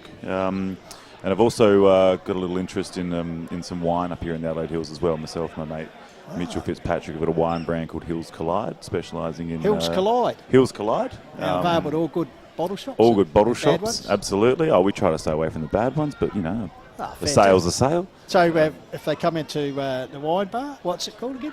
Proof. Proof Wine bar, absolutely. So if they just come in and say they're a fan of Call of the Wild... they get taken great care of, and first drinks on us. There you go. Well, thanks very much. We know where we're going. About 2 degrees here at the moment. No, it's not. I'll just let you know shortly on the sponsors for today's game. Of course, we've been on Filming Footy on YouTube, Call of the Wild, and on Relay on 88.9 Lofty Radio with Altitude, so good community radio station, that one. So all covered. I tell you, there's two blokes out there be really enjoying these conditions. One who just kicked the ball to Giorgio, Mitch Grigg, of course, coming up after a decorated SANFL playing career Goldie, playing at billiard tables, etc. And umpire Scott Bell up here with these conditions. Yeah, they wouldn't have counted and this the down. umpires have done a good You'd job actually today. see probably now on the screen the rain's just starting to pelt down here. Driving rain. Mount Barker sponsors today. Fitzner's Furniture, 50 years of great service. Zancock Recruitment, Mount Barker, Crane Hire and Turning Point Career Coaching and Consultancy. Lobethal sponsors, major sponsors for them. Closey Supermarkets, Thomas Food International. Corporate sponsors, GE Hughes Constructions and Lot 100 Mismatch Brewing. So good And stuff. of course, and Quick Copy Norwood. And Loan Co. Loan Co. And also I've got to thank the HFL sponsors, Police Credit Union at West End, the Sports Power, Sharon, Courier Newspaper, Rostow Homes, and Closey Supermarkets, all great And supporters. of course, Lofty 88.9 Radio with Altitude sponsors are, he's the Academy boy just loving life. out Morgan's there. Choice Adelaide Hills, Fitness Life Studios, Rowan Mumford and the team, and Adelaide Hills Insurance Brokers. So we've got it all covered as the boundary umpire boy will be looking for a nice 27 warm minutes, shower. I reckon there's a lot of people out there just waiting for the siren to go here. Well, Jane J. Hill, is he going to go out there into the wild? Yeah, he will brave it. He's fantastic. He's a tough man. That's the rain coming. Look at Jaden's got to go out there and do the most effective Sheets player. of rain, I'd suggest at the moment. As you can see, the scoreboard 8-11 to 3-4. There we go. And I reckon that's just about time. That's just final Academy siren. boy is happy to just get off the ground and into the shower. So a nice warm shower there. Well done, everyone. First half of the season is done. And it'll be Harndorf versus Lobethal Shane in the Career Cup final. So, and the Roos are still in third. So 37-point course. victory in the end. That's all right, we'll give you my headset, Shane, as Jaden heads out to get Coob someone. 37-point margin in the end. Yeah, which just, probably doesn't reflect on the effort put in by the Barkaroos. It doesn't reflect the efforts of certainly 3/4 of that game. And, we were certainly in it for different periods, and you even suggest we controlled the game for certain periods of that. But I guess that consistent pressure from Lobethal for 4 quarters seems to have done the trick. And as I say, 37 points. Look, you wouldn't suggest that is indicative of the effort that we saw from Mount Barker, but that's the way it's finished. And as I say, it's a really great experience for the young Barkaroos to come up against what would be a premiership contender. Obviously a contender, yeah. Yeah. So what's the feeling when you see him coming off? They'd be pretty happy to know that the B grade team have used all the hot water, Shane. Oh, they'll be stoked with that. Look, like we would say, the facilities down there obviously are quite good, so there should be plenty of hot water for them. Yep. And geez, they'll enjoy that today. Yeah. The first real wintry one, isn't it? Yeah, absolutely. Just looking through the goal kickers for Lobethal with the 8 goals. Oric got 2. Jay Hill, we're just going to watch him in a minute there. He's going to love this. Bampton with a couple. Skinner, Carter, Grigg and Pring. And for Mount Barker, well, a lot less, as we said, Hines with 2, all in that second quarter, and also Henry Bruce. But a bit disappointing that only scoring a point in 2 quarters of football. The first quarter not scoring, then only a point in that final one. As we'll wait here and we'll actually go down to Jaden J. Just here with the most spectative player, Cooper Luke. Congratulations, mate. You win out of the moment if you want. Well done, mate. Just take us through the game. Yeah, pretty scrappy as you would have seen. Probably the first real wet game we've had, and pretty good of the boys just to be nice and composed and clean. For the year.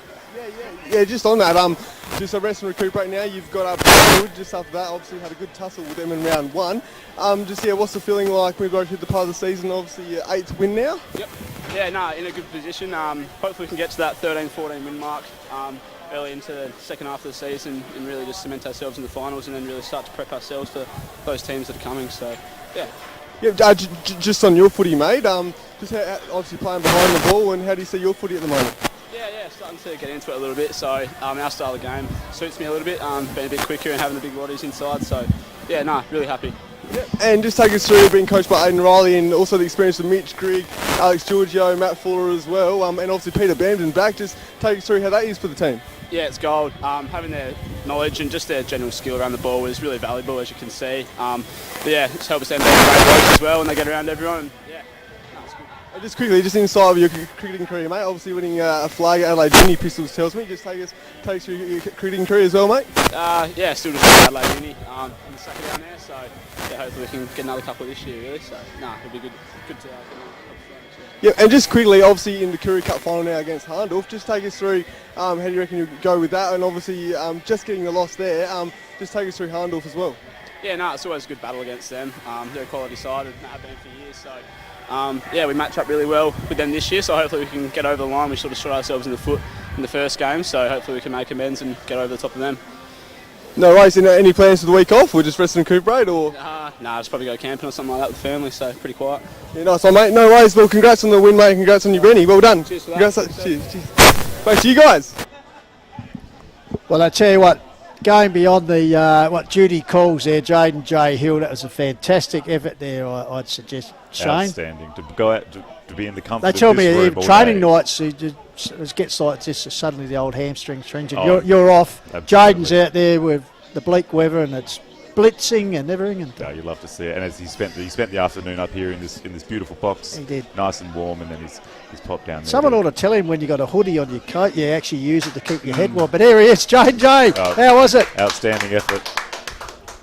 Yeah, great weather out there. I thought you remind me of the Scott to the Antarctic expedition there, Mr. Oates, and I'll just be out for a short while. I'll be gone a little while. But well done. Look at this. And so, Yes. I wasn't going to get the what's the coat on, but I stats? thought I'd better, What so- is the stat? How many inches have fallen out? About 45 million, I reckon. But, yes. Oh dear. That's fantastic. Yeah, boundary rider in Hills footy, they said. That's it. Yeah, I'll tell you, we might give you the beanie the next round for most determined. But yeah, fantastic. But just summing up, Shane, and thank you very much for your assistance this afternoon. Been a great deal of they said fun. be a lot for Mount Barker to take away from this. Andrew Bruce will be disappointed. Obviously, as we said in the end, a 37-point margin, probably not deserving, but there were some good passages to play, particularly that second term when they didn't score in the first term. It was 1-3 to nothing, and then they sort of hit back. Trailed by 15 points at half-time, 11 points at three-quarter time, but then blew out to 37, so probably not deserved. Not deserved, and as you say, a bit to take out of, and I think it's important when there is a loss that there is enough examples of the way you want to play your football that you can take in and deliver that message to the group during the week. And we've got 2 weeks now to make, look at the game and some areas. And I think there are a lot of positives to take out of it. Contested footy for Patches was outstanding, and then that sort of delivery from half back in the absence of Jamie Grouch, as we spoke about earlier. So there is some stuff there. Obviously, there's some lapses, and you've got to work out how to eradicate those from your game. But thankfully, there are enough positives that you can talk to your group about. Yeah, sure. And as you said, Jamie Grouch come back, of course, the skipper in Ross Brooks, so plenty of big ins, aren't they? Positives, there's a few hundred games of A-grade football. Oh, absolutely. And as I said, mate, earlier, well done to you boys. It just shows the depth that you got, even though adversity today with a few players out. But the B grade, very good win over a higher ranked Tiger side. Very important. And we knew we were coming up against. I think they were third on the ladder. Coming into that, and we're sitting seventh, and potentially, we've struggled. Obviously, last year's grand finalists, and there's been a couple of tough games for us over the last few weeks, and the whole group showed a bit of grit today, obviously in trying conditions, and we put together 4 quarters, and I think we now go 4 and 5 at the halfway mark. Yeah. And, the season's very much still alive for us, and that's very important. And once again, as I said, the A grade getting players back, you'll get them back. So. Well, that's right. Now, before you go, thank you very much for you. We'll just might grab this man, so thanks very much. Beautiful. Just hop in here. Tim, we've got to get you on because, mate, you're on the fashion plate here at the Summit. Welcome once again, Timmy Glover, into the Call of the Wild. Just getting the regular coverage. I know, I'm actually excited. It's the only reason I came to the game today. I've got both my children not playing, but come to perform my duties, and I've snagged another spot with you. So eloquently you do it too, the voice of the Mount Barker Football Club, the voice of the Summit. Did I, looking out here, did I Jonah this last week? I think about this time 7 days ago we talked about let's hope that we had a day like we had last week with the weather, but winter certainly hit us today. Yeah. Look, as Shane said, you obviously see their games every week. Mount Barker can take a bit away from this. Quite a lot of positives. Lobie are a good side. And, where Mount Barker have come from last year, 100% Pistols, and we talked about it last week.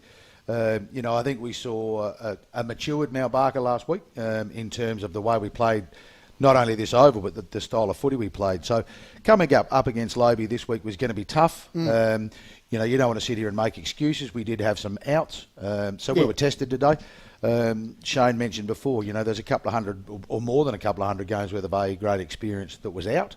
But we've got to work from that. We're playing in the top 5 of A-grade in the Hills footy, and we need to call on that depth. So I think today, that second half told the story. We scored 1 point. Lobethal, I think they're experienced. There's a lot of experience in that side, the way that they managed to control the footy in trying and testing conditions. They played the ground well. I think they used that short, lower ball a lot better than we did. And I think that experience showed. They probably didn't panic at times where we may have.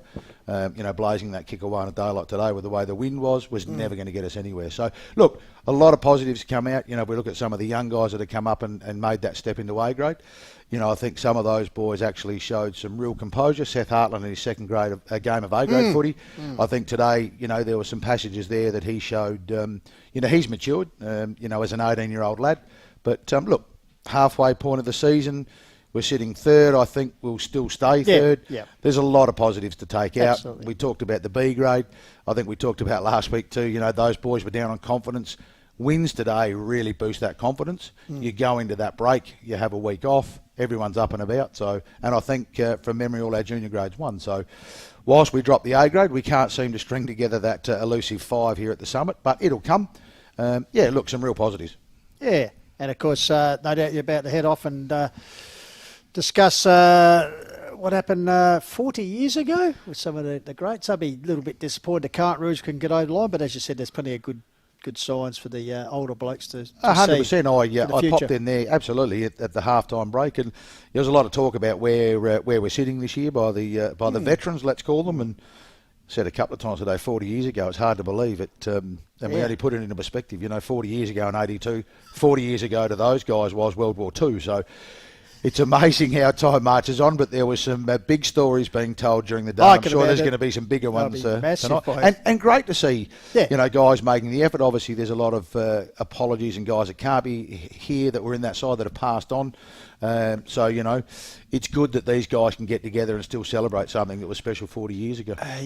Once again, it comes up, just before we let you go, the tradition, everything Mount Barker Football Club, you obviously think of Howard Lane, their spiritual home. Now somehow you've got to transfer that to here. And I know you've brought all the photos over and everything, but some of those guys, did you get an opportunity to say, what do you think of the new venue, etc.?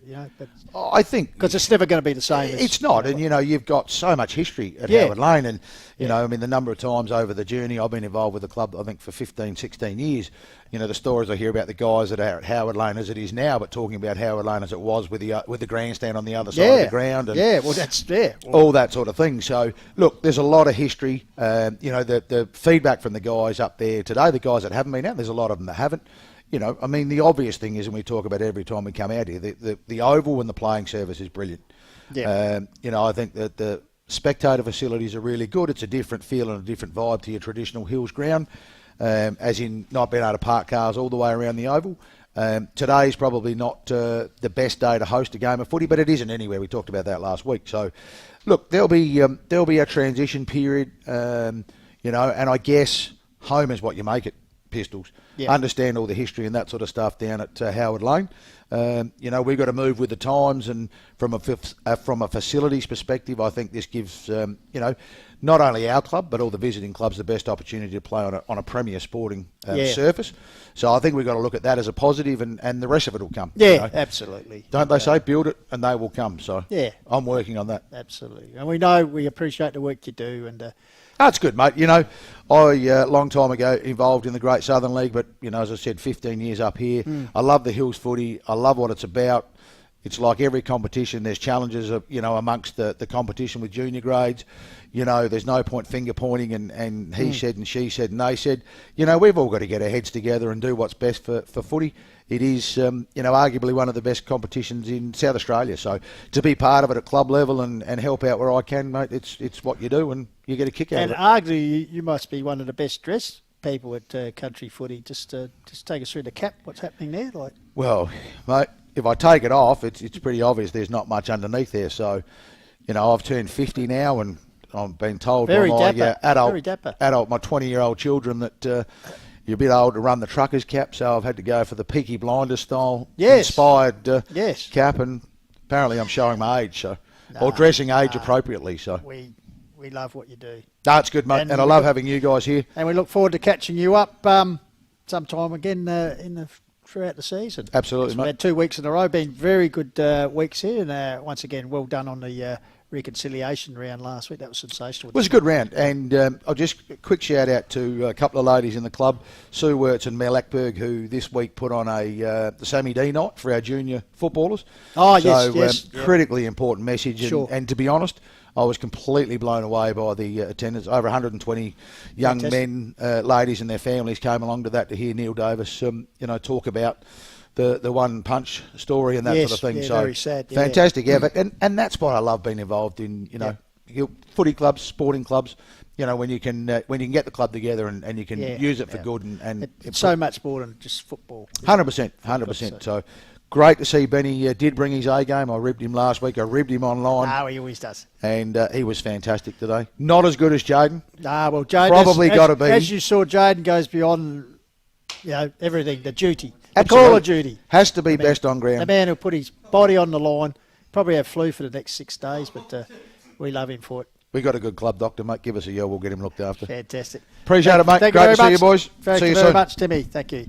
As we might get Benny back in here as we wrap up. Timmy Glover joining us there, the voice of the Mount Barker Football Club, of course, past president. Of course, Shane Ettridge joined us. We thank him very much also for his input. And you, Jaden J, probably a bit warmer now, mate. Just a little bit, yeah. Perfect. The sun's shining out there now. Thanks, Shane. Yeah, no worries. But just summing it up, mate, the Stats-wise. Stats-wise, what was the one that jumps out at you, besides the goals, obviously? Just a record stat here, boys, before wow, I go we through love the game them. stats. We love them. The score of 22 for Mount Barker today, I believe. Is it 22, was it? Yep.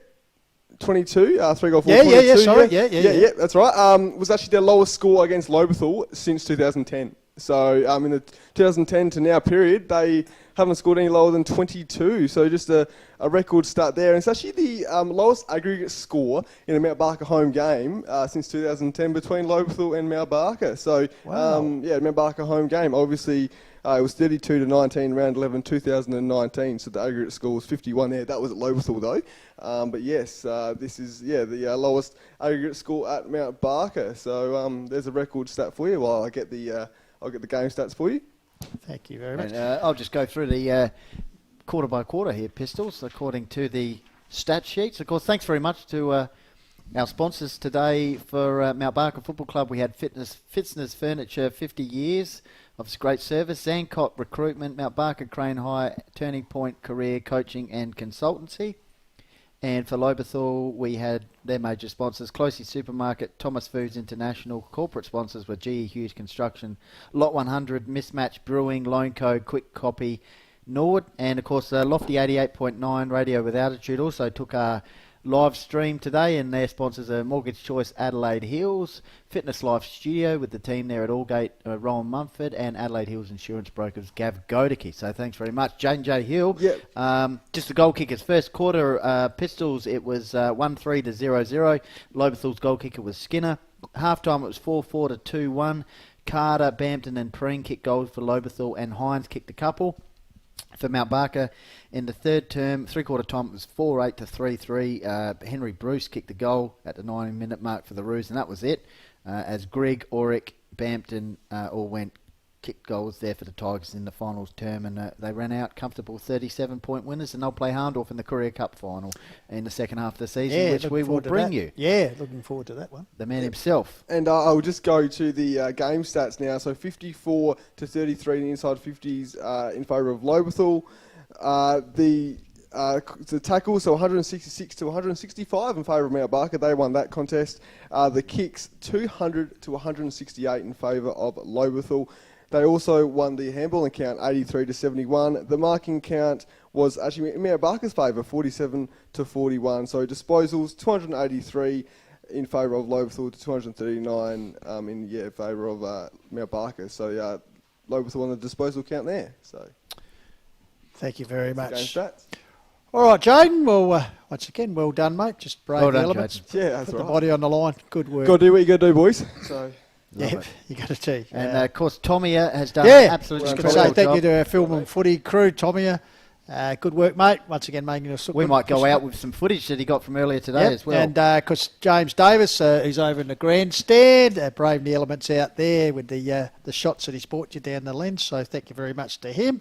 And of course, our sponsors, our media sponsors, Filming Footy, Sports Interactive, Dartfish, of course, HFL sponsors, Police Credit Union, West End, Sports Power, Sharon, Courier Newspaper, Rossdale Homes, and Closey Supermarkets. We thank them all for making it all happen. Goldie, our worldwide stream here in the Call of the Wild, and thank you once again to you for your good work. It's been a bit of a chilly day, unfortunately, but winter has arrived. So isn't it great the players make and the coaches make themselves so accessible to us? Yeah, we've got to with thank, a couple of thank them interviews. for helping us promote and of course Hills post footy. after match with Jaden there with Cooper Luke. So all right, might go to Tommy now for some after match sort of. Yeah, we just want to say no Call of the Wild next week because interleague footy. So we'll be back in 2 weeks' time with another featured game here from the Hills Football League. But until then, we leave with the news that it's been too strong. Oh, sorry, we do have one score. We can tell you another score. Achunga 3 in a row, Benny. Well, Achunga 9-6 have defeated Nan Bremer 6-11. So 13 points. So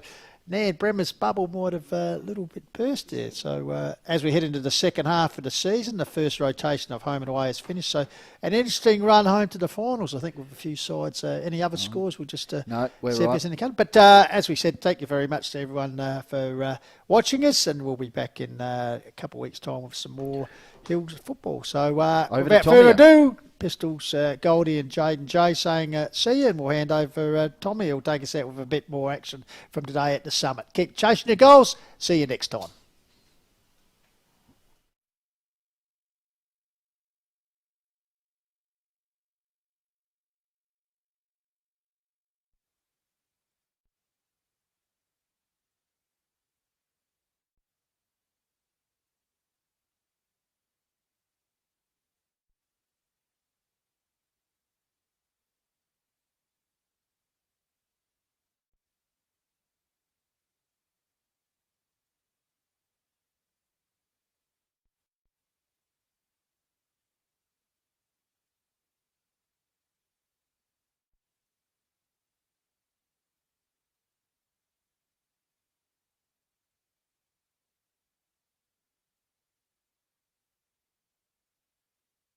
Hey there, this is Malachi from Mount Barker, and this is Match of the Day. G'day guys, Tim Jenkins here from Lobethal Football Club. You are watching Dartfish Premier Hills Football League with Pistols and Goldie. 2022 is our year for celebrating Fitzner Furniture's 50th anniversary. 5 decades of beautiful furniture, crafted by hand and with heart. 22 years as South Australia's original and award-winning stressless stockist. And now, also the destination for premium European-designed outdoor furniture. Fitzner Furniture, where good design lasts forever.